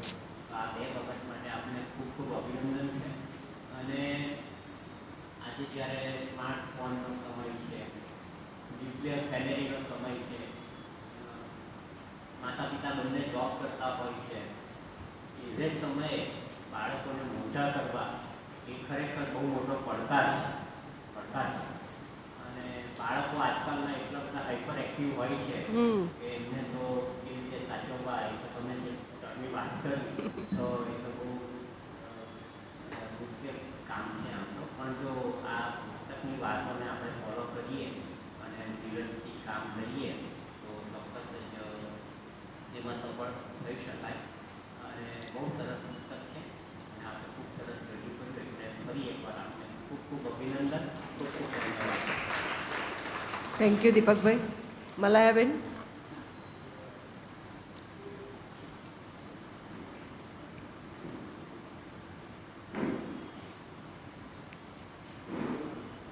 હું સહમત છું એની સાથે કે ધરાબેને ખરેખર જ આ પુસ્તકને યોગ્ય ન્યાય આપ્યો છે. ખાસ તો જ્યારે આપણે એમણે જે કહ્યું ને કે છોકરાઓને આપણે શું ન કરવું તે બાબતે આપણે ટોક કરવાની, ખરેખર જ એવું કે આવા કપડાં મેરેજમાં જવાનું છે તો આ જ કપડાં પહેરવા જોઈએ, કે પેલું 5 વર્ષનું છોકરું હોય તેની પાસે આપણે એવી અપેક્ષા રાખીએ કે 50 વર્ષના વડીલ જેવી સમજશક્તિ હોવી જોઈએ. એટલે એ વસ્તુ બરાબર છે કે જાતે શીખે, સેલ્ફ લર્નિંગને માટે એને સમય આપવો જોઈએ. એ ખરેખર બહુ સારી રીતે તમે પુસ્તકને ન્યાય આપ્યો છે. અને ખાસ તો એમ કહું ને કે આ પુસ્તક આખું પણ જો નહીં વાંચે ને તો એની જે મેઇન એની જે યુનિવર્સલ વેલ્યુઝ જે કીધી છે કે ટ્રીક્સ, બસ તો એ જો યાદ રાખ, બધાને યાદ રહી જાય એ વસ્તુ છે કે આ પુસ્તકનો સાર શું છે. તો એમને સ્ટેપ બાય સ્ટેપ બહુ સરસ રજૂ કર્યો અને અમને પણ યાદ રહી જશે કે હવે આ પુસ્તકમાં શું છે તો આ ટ્રીક્સ. એટલે આ બહુ સરસ રજૂ કર્યું. ધન્યવાદ. અને આશા રાખું કે અહીંયા પણ જે કંઈક સેકન્ડ ટાઈમ પણ જ્યારે આવું કંઈક તમને સારું પુસ્તક વાંચો ત્યારે આવી રીતના શેર કરવા માટે પાછા વાત આવવા માટે હા, આપણે ધરાબેનને છોડવાના નથી. હવે લાઇબ્રેરીની પ્રવૃત્તિમાં એમને બિલકુલ સક્રિયપણે અમે જોડી જ દેવાના છે. એટલે હવે બરાબર છે. બીજું કોઈ? પિયુષભાઈ. ખૂબ ખૂબ ધન્યવાદ. બહુ જ સરસ રજૂઆત. એક પુસ્તક વાંચવું અને આપણે બહુ સારું પુસ્તક વાંચીએ બધાને બહુ સરસ વાંચો, પણ બીજાને વાંચવા માટે પ્રેરણા આપવા મંચ ઉપરથી એને બીજા સમક્ષ બહુ રસપ્રદ રીતે રજૂ કરવું એ બહુ મોટી વાત છે. અભિનંદન. અને જે આપણે વાત કરી દઈએ કેટલીક જે છે તેનું એક્સપ્રેશન, એને બધું વર્ણન, એક્સપ્લેનેશન બહુ સરસ રીતે થયું તો દિમાગમાં બેસી જાય. એટલે કે લેખિકા પોતે આપણને સમજાવતી હોય એ આપણી સામે અનુભૂતિ આપણને થઈ શકે. અને બાળકોની જે આપણે વાત કરી ને એક ફિલ્ડમાં જ છું મારું વર્ષો, હા, એ આપ એ જ ફીલ્ડમાં છો એટલે આપ વધારે સારી રીતે કહીશ. કાઉન્સેલિંગ સેન્ટર પણ ચાલે છે. એમાં એની વાત તો નહીં કરું, પણ જે અમેરિકન ઓથર છે તેઓ અમેરિકન ઓથર જેરી જોન્સને 1991માં જ એક પુસ્તક પ્રગટ કરેલું, બહુ સરસ છે. It's killing our kids. Okay. અને એ આલ્કોહોલ પર હતું. હા. બધા સ્કૂલોમાં આલ્કોહોલ, પણ કિલિંગ અવર કિડ્સમાં એણે એક ચોક્કસ જગ્યાએ લખેલું છે કે અહીંયા અમેરિકામાં બાળક હાઈસ્કૂલ શિક્ષણ પૂર્ણ કરે ત્યાં સુધીમાં એણે 20,000 કલાક ટીવી જોવામાં ગાળ્યા. ઓહ. ત્યારબાદ એણે 1 લાખ જેટલી આલ્કોહોલની જાહેરાત જોઈ હા. અને 15,000 જેટલા ખૂન જોઈ નાખ્યા. અરે બાપરે.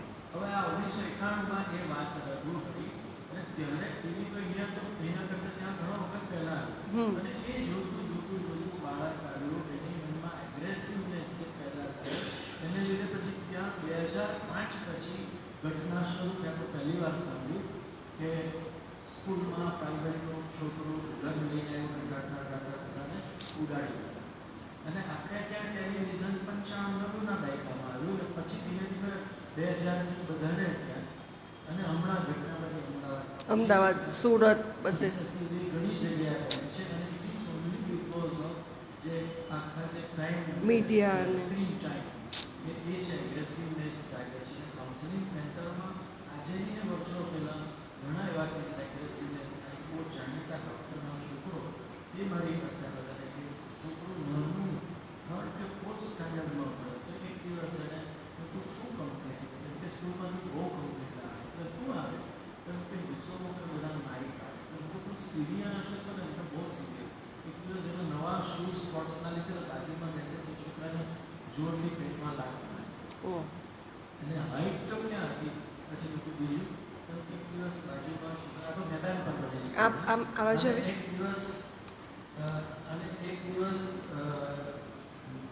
સ્કૂલમાં બાજુમાં બેઠેલ છોકરાના પગમાં એણે વર્તુળ પૂછી અરે બાપ હવે આ એગ્રેસિવનેસ ક્યાંથી આવે તો કે આજે જેરી જોન્સને વાત કરી તે એની અંદરથી ગઈ અને આપણે ત્યાં 2000 પછી ટીવી વોચિંગ સ્ક્રીન ટાઈમ વધી ગયો છે એટલે we have to be alert અને એમણે જે ઇશારો કર્યો પહેલે તે બોલ્યા નથી પણ ઇનડાયરેક્ટ ઇશારો એ છે કે પેરેન્ટ્સ આર ટુ બી બ્લેમ્ડ પેરેન્ટ્સે એમાં ધ્યાન બહુ રાખવું પડે હું ઘણી વાર કહું છું કાઉન્સેલિંગ સેન્ટરમાં એક પારસી કપલનો કિસ્સો એવો બાળક મારો 9th સ્ટાન્ડર્ડમાં ભણે અને ભયંકર ટીવી ને મોબાઈલ ગેમ રમ્યા જ કરે તો મેં કહ્યું તમારા હસબન્ડ કેમ નહીં આવ્યા સાથે હસબન્ડ વાઈફ એમને જોડે બોલાવો પછી એ કહો કે રિપોર્ટ તૈયાર કર્યો પછી હસબન્ડ વાઈફને લાવજો સાથે હસબન્ડ તે આવ્યા થોડા સીટિંગ બાળકને આપ્યા પણ એન્વાયરમેન્ટ જો ફેવરેબલ નહીં હોય તેના રિઝલ્ટ આપણને નથી મળતું સજેશન સાથે પેરેન્ટ્સ માટે આપેલો એટલે પછી એવું થયું કે રિપોર્ટ બનાવનાર મેડમ આવ્યા હસબન્ડ સાથે અને પછી જે મને હસવું આવે તરત એમ કે હું શું ફેર પડ્યો કે એમ કે જરા પણ ફેર નથી પડ્યો એમ કે ફેરદારે એની એક્ઝામ સોમવારે મોબાઈલ લઈને સવારનો બેઠેલો એ છોડેથી પછી એના પપ્પા આવ્યા એના હાથ છોડે એ આવ્યા ને એને કહે કે જા તું વાંચવા આવે સ્ટોકી નહીં છોડે એટલે પછી બીજા એના હાથમાંથી જૂઠું લીધું તો જા હવે મારો વારો છે પપ્પા ગેમ રમવામાં પોતાનો વારો કરતા તો એટલે પેરેન્ટ્સ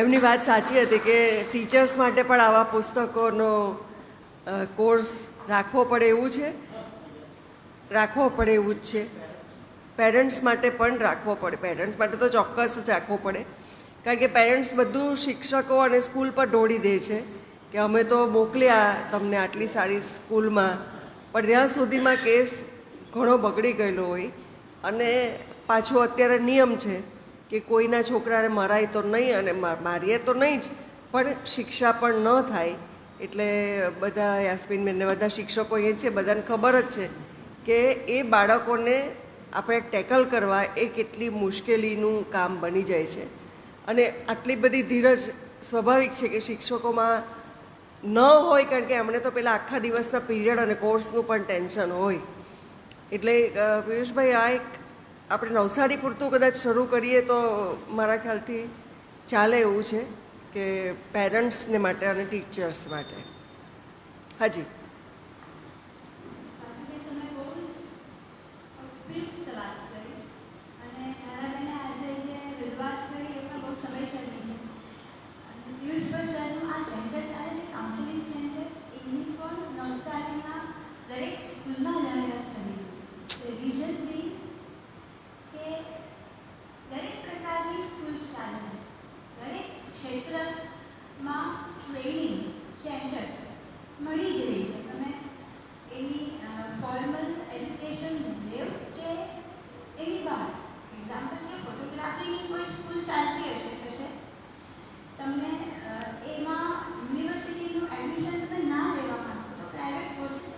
મળી રહે છે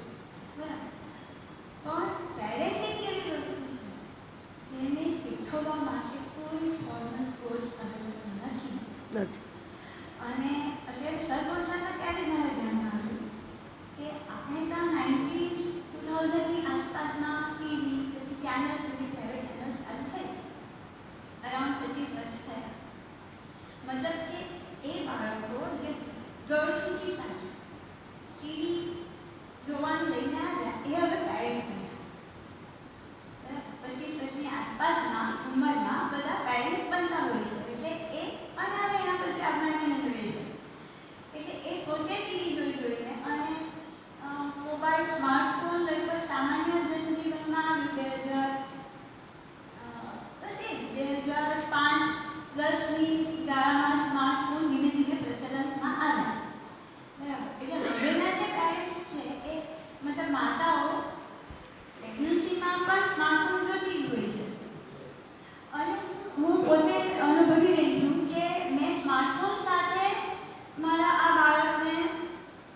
ઉછેર કન્સીવ કર્યું તો Conceive. પછી આ 9 મહિનાના ગાળા અને એની પર્સનાલિટીમાં જે ચેન્જ છે મતલબ હું પોતે પણ એમાં છું આઈ એમ પાર્ટ ઓફ ધેટ.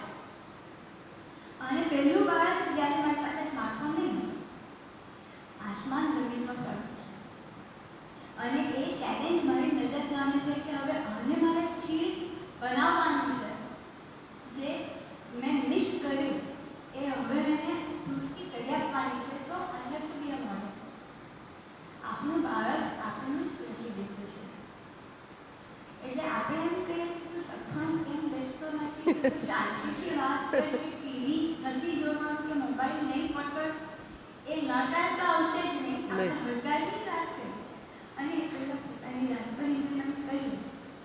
એટલે એમને માટે બહુ જરૂરી છે કે આજના પેરેન્ટ્સે સમજે કે બાળક is not an accident, is not a biological accident. તમે ભવિષ્યના વિશ્વને માટે એક ધરોહર આપીને જઈ રહ્યા છો. બરાબર છે. તમારી આ દુનિયાને એક તમારી જવાબદારી છે. ભેટ જવાબદારી છે. જવાબદારી છે પૂરેપૂરી છે. તમે કયા પ્રકારનું સિટીઝન, વર્લ્ડ સિટીઝન અહીંયા મૂકીને જઈ રહ્યા છો. બરાબર છે. એટલે એ પૂરેપૂરી સભાનતા સાથે બાળકને લઈ આવે અને એને માટે આવા કોર્સીસ ડિઝાઇન થાય અને ઇમ્પ્લિમેન્ટ થાય બહુ જ જરૂરી બહુ જ જરૂરી છે. પેરેન્ટિંગ એક બહુ કોન્શિયસલી ચોઝન રોલ છે અને એમાં કઈ અને ઇટ્સ અ ટેકનિક. Technique. બાળકની સાથે કયા અમે એક વર્કશોપ કર્યો મારા હસબન્ડ અને મેં સુરત હેપી ફેમિલી ફાઉન્ડેશન જે પરીક્ષા અને 8 અઠવાડિયાનો વર્કશોપ પેરેન્ટિંગ માટેનો કર્યો. તો એમાં એમને બહુ ફાઇન ટેકનિક શીખવાડી છે. એક ટેકનિકમાં એટલી શેર કર્યું કે નાનું બાળક પણ જો તમારી વાત ના માનતું એના માટે અત્યારે સ્વેટર નથી જ પહેર્યું, સ્વેટર પહેરી પાછા ફર્યા પછી તમે થોડી વાર એટલે કદાચ જબરદસ્તી સ્વેટર પહેરાય. એક ટેકનિક આપી, તમે એને ઓપ્શન આપો, બેટા તું સ્વેટર ત્યારે પહેરે છે કે બહાર નીકળીએ પછી પહેરવાનું છે. બીજું જો હોય 2 સ્વેટર વધારે દીકરી તું આજે લાલ પહેરશે કે ચાલુ પહેરશે સ્વેટર. તમે એને કહેવાય ને કે ઘરે આ કરવાનું છે. તમે બસ ઓપ્શન્સ આપવાના છે. અને એ વસ્તુ મતલબ મોટાથી લઈને નાના છોકરા સુધી તું જમવા શા એના બદલે દીકરી તું અત્યારે આવે છે કે 2 મિનિટ રહીને, એટલે 2 મિનિટ એટલે તને આવવું હોય ત્યારે તમે થવું પડશે. આ રીતે એવી સરળ ટેકનિક્સ હોઈ શકે છે જે 3 વર્ષનું બાળક પણ આ રીતે પછી વર્તન કરવા ટેવાઈ જશે અને એનો નકાર ઢૂંઢાય કે ના હું નહીં કરું એ પહેલાં જ તમે એને આ રીતે વાળી દો. વાળી લેવું પડે. બીજો એક એટલે આ એક મને બહુ અનુકૂળ ટેકનિક લાગી. બીજી ટેકનિક એ હતી કે બાળકની કલ્પનાને તોડો નહીં. બરાબર છે. બાળકના સપનાને તોડો નહીં. બરાબર છે. મતલબ જો એ કહેશે કે હું તો મોટો થઈને અત્યારે 5 રોલ્સ ચાલી રહ્યા છે અમારે ઘરમાં. પહેલાં ડ્રોઈંગ ટીચર બનીશ, પછી અલગ અલગ કે છે અને છેલ્લે જ્યારે મેં 2 દિવસ પહેલાં મને પૂછી દીધું મમ્મા તને બધી તકલીફો થઈ મેડિકલ તકલીફો થઈ મને બધી વાત કરે. તું જો ડૉક્ટર બને ને તો હું તને કહું. એટલે that doesn't opening up an option for her કે એમની મારી દિશામાં જશે.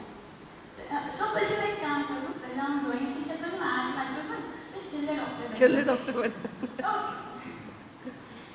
એટલે એની જે કલ્પના આપણા ઘરમાં કોઈ આ નથી બધું ડ્રોઈંગ ટીચર કરે છે કામ છે એમાંથી કમાવાનું એ બધી કોઈ વાત જ નથી. વાત જ નથી. બરાબર. બીજી એક કલ્પના કે બાળક બહુ એવી કોઈ ઈચ્છા રાખતું હોય કે મને અત્યારે આ મળવું જ જોઈએ, તો એ સમયે તમારી હેલ્પલેસનેસ તમે એની સામે કેવી રીતે રજૂ કરશો. તો એક ટેકનિક આ હતી કે તમે એની ઇમેજિનેશનમાં મતલબ તમે કારમાં નહીં બેસો કે પાણી અવેલેબલ નથી એટલે પાણી પીવું જ છે અને તમે લાચાર છો આ મોમેન્ટમાં પાણી નથી, તો એને ઇમેજિનેશનમાં લઈ જઈને કહેશો કે દીકરી ખરેખર મારી પાસે મસ્ત મજાનું ઠંડુ ઠંડુ પાણી હોતું ને તને અત્યારે ચોક્કસ પીવા આપી દેતા ને તારી આ યાત્રામાં કેટલી શાંતિ થઈ જતી. બરાબર છે. મારી પાસે કંઈક જાદુના પાવર હોય ને અત્યારે હું કશાથી એમ પાણી પીવા એટલે એને તમારી ટ્રીટમેન્ટનો ખ્યાલ આવે કે Very ના, એણે તો મારી ઈચ્છા પૂરી કરી છે પણ અત્યારે હેલ્પલેસ છે. એટલે આવી ટેકનિક્સ આપણે સરસ વાત છે. લગભગ 32 કેબિસ છે. હા, એ આપણે કરીએ પેરેન્ટિંગનું ચોક્કસ. It is only about the appropriate use of word. કે બરાબર છે. બાળકને આપણે convince પણ કરી શકીએ, દીકરા હું તારી ટીમમાં છું, હું તારી against-માં નથી. અગેન્સ્ટમાં નથી, ટીમ કોલાબરેશનની વાત જે કરી હતી. Exactly. આપણે હંમેશા maintain કર્યા કરીએ એ તો બહુ અઘરી પડી ગઈ. સાચી વાત છે. અને બહુ જ appropriate રીતે તમારી રજૂઆત ધરાવેલ અને એમનો આ સ્વભાવ એટલો સ્થિર છે. સ્થિર. વર્ષોમાં મારા સાચી વાત છે. બંને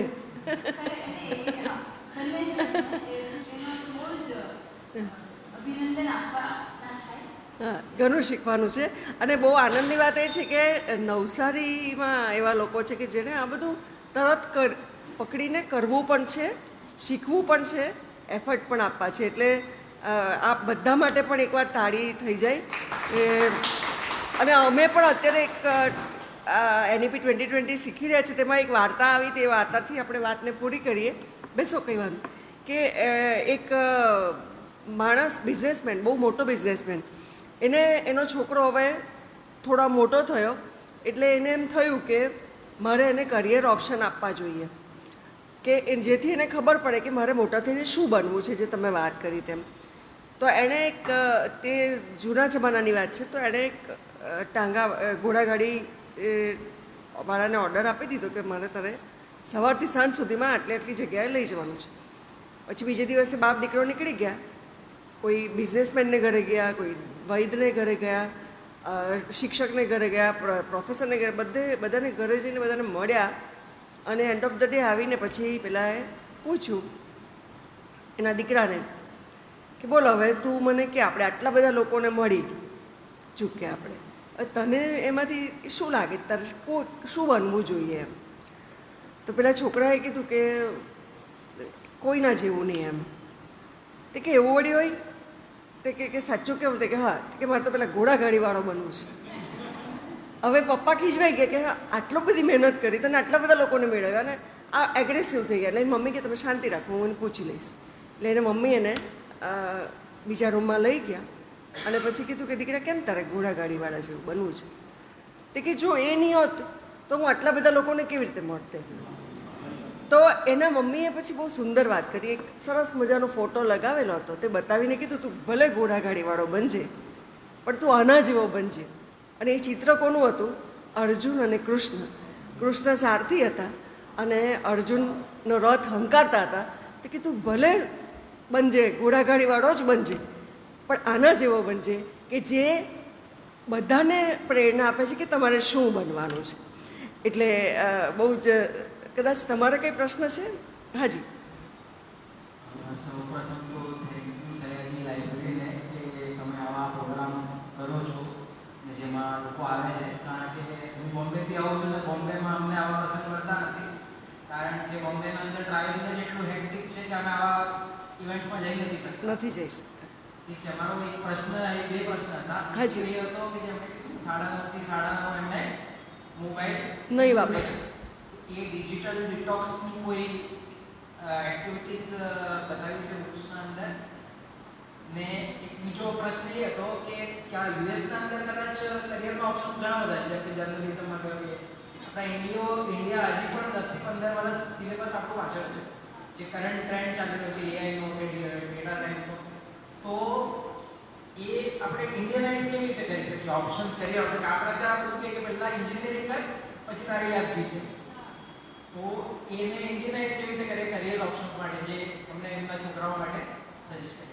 એ મને કદાચ વધારે ખબર છે, કારણ કે અત્યારે NEP 2020 એટલે 2020માં જે નવો સિલેબસ, નેશનલાઇઝ સિલેબસ બન્યો છે, એમાં આ બચ્ચાઓ માટે સ્કિલ બેઝ અભ્યાસક્રમો છે. એટલે તમે સ્કૂલોમાંથી શરૂ કરીને, હસબન્ડમેનને ખબર છે કે ટેલરિંગથી માંડીને, બ્યુટી પાર્લરના કોર્સથી માંડીને હાજી ઘણું બધું શરૂ થઈ ગયું છે. કોલેજના લેવલ પર અમે કેમેસ્ટ્રી ભણાવીએ તો કેમેસ્ટ્રીની સાથે ફૂડ ટેકનોલોજી, એની અંદર તમારે એઆઈનો ઉપયોગ કરવો, એ બધું જ ઇન્ક્લુડ થઈ રહ્યું છે. આ ટ્રાન્ઝિશન પીરિયડ છે એટલે એને આઈ થિંક 10 years એટલે 5 તો ઓલરેડી થઈ ગયા, 5 હજી લાગે તો પછી તમે એક ભણતા હો કેમેસ્ટ્રી, એની સાથે તમે હિસ્ટ્રી ભણી શકો. એ ચોઇસ બેઝ ક્રેડિટ સિસ્ટમ છે. એટલે એ પુસ્તકમાં અમેરિકામાં કદાચ જુદી રીતે ચાલે છે. મને એ અમેરિકામાં એટલા માટે પોસિબલ છે કે અમે આજે જ વાત કરી એક જગ્યાએ કે અમેરિકામાં લોકોને ડિસિપ્લિન બહુ જ શીખવે છે, સંવેદના નહીં. આપણે ત્યાં સંવેદના બધા પ્રકારની આવડે પણ ડિસિપ્લિન નહીં. એટલે એ બંને બાજુ જવાની જરૂર છે. ખાલી ડિસિપ્લિનથી કંઈ થવાનું નથી. ત્યાંના બાળકો તમને જોઈને યસ ગુડ મોર્નિંગ ગુડ અને ખસી જશે, ઊભા રહી જશે, બધું કરશે. પણ જ્યારે એમની મરજીનું નહીં થાય ત્યારે શૂટ કરતાં પણ અટકાય નહીં. તો આપણે ત્યાં પણ નથી જવું. અને આપણા બાળકો કેવા છે કે ઉથમ અહીંથી ત્યાં કૂદકા મારશે પણ બિલકુલ સરસ લાગણીશીલ છે. તો આપણે બંનેને મર્જ કરીને કે સંવેદના પણ જોઈએ છે અને શાંતિ પણ જોઈએ છે. આપણા બાળકને આપણે પૂછશું તો એ જાતે નહીં કહેશે કે 9 થી 9, પણ તું કેટલા કલાક કરી શકે એવું છે. અને પછી બીજે દિવસે એને પૂછશું કે ઓકે તે આ કર્યું તો તને કંઈ ફરક લાગે છે, અને લાગે છે તો મારે આજે તું મને શું કહેવા માગે છે, મારે કેટલા કલાક કરવું જોઈએ એમ, મારે આટલાથી આટલા ઓફિસનું કામ હોય છે, આટલાથી આટલા કોલેજનું કામ હોય છે, મારે કેટલા કલાક કરવું જોઈએ. યુ આસ્ક હિમ. પણ તમને તો 5મા ધોરણમાં ભણતું બાળકને પૂછવા જેવું કંઈ લાગતું જ નથી, તો પછી એ જાતે કમિટ નહીં કરશે. એટલે આ બંને ખસવાની જરૂર છે.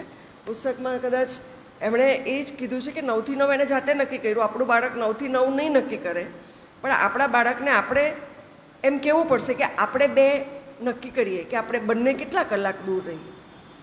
ટીમમાં એમણે જે કીધું તેમ વી have to join the team.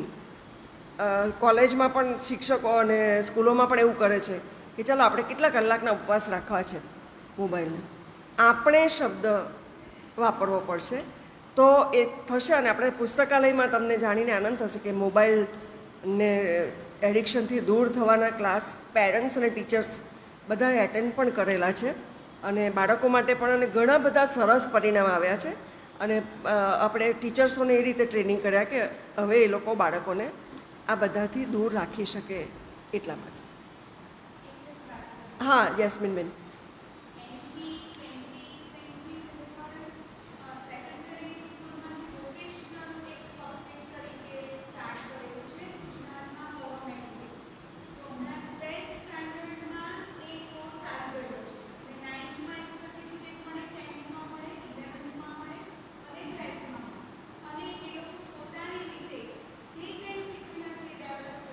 આ ગ્રાન્ટ પણ મળે છે.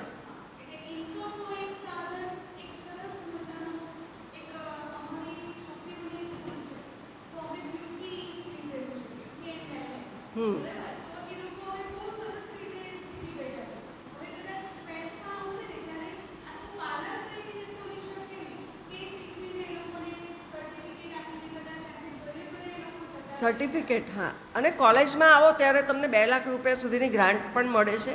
અને બેંકવાળા એ લોકોને એ શીખવવા આવે છે કે તમે કઈ રીતે આ લોન લઈ શકો વ્યાજ વગર આઈ થિંક. અને કોલેજમાં પણ આ બધું જ જે છે એ આગળ આવે જ છે ધીમે ધીમે ચોઇસ બેઝ. અને 2 વર્ષ તમારા કોલેજના 3જું કરો એટલે તમને એક ડિપ્લોમા મળે, 2 વર્ષ કરો એટલે 3જું કરો એટલે ડિગ્રી મળે, 4થું કરો એટલે પાછું પીજી. એટલે any time you can quit and join. તમે એવું કે આજે મારે આવતા વર્ષે મારા ઘરે બહુ બીમારી છે તો હું આટલું વર્ષ નહીં ભણું, આવતા વર્ષે ભણીશ, તો ત્યાંથી સેમ પોઈન્ટથી તમે જોઈન કરી શકો. એટલે ઘણા બધા ચેન્જીસ છે, પણ ચેલેન્જીસ પણ છે કારણ કે આપણી વસ્તી બહુ બધી વધારે છે. એટલે બધાને ઇમ્પ્લિમેન્ટ કરવા માટે બહુ જ અઘરું છે.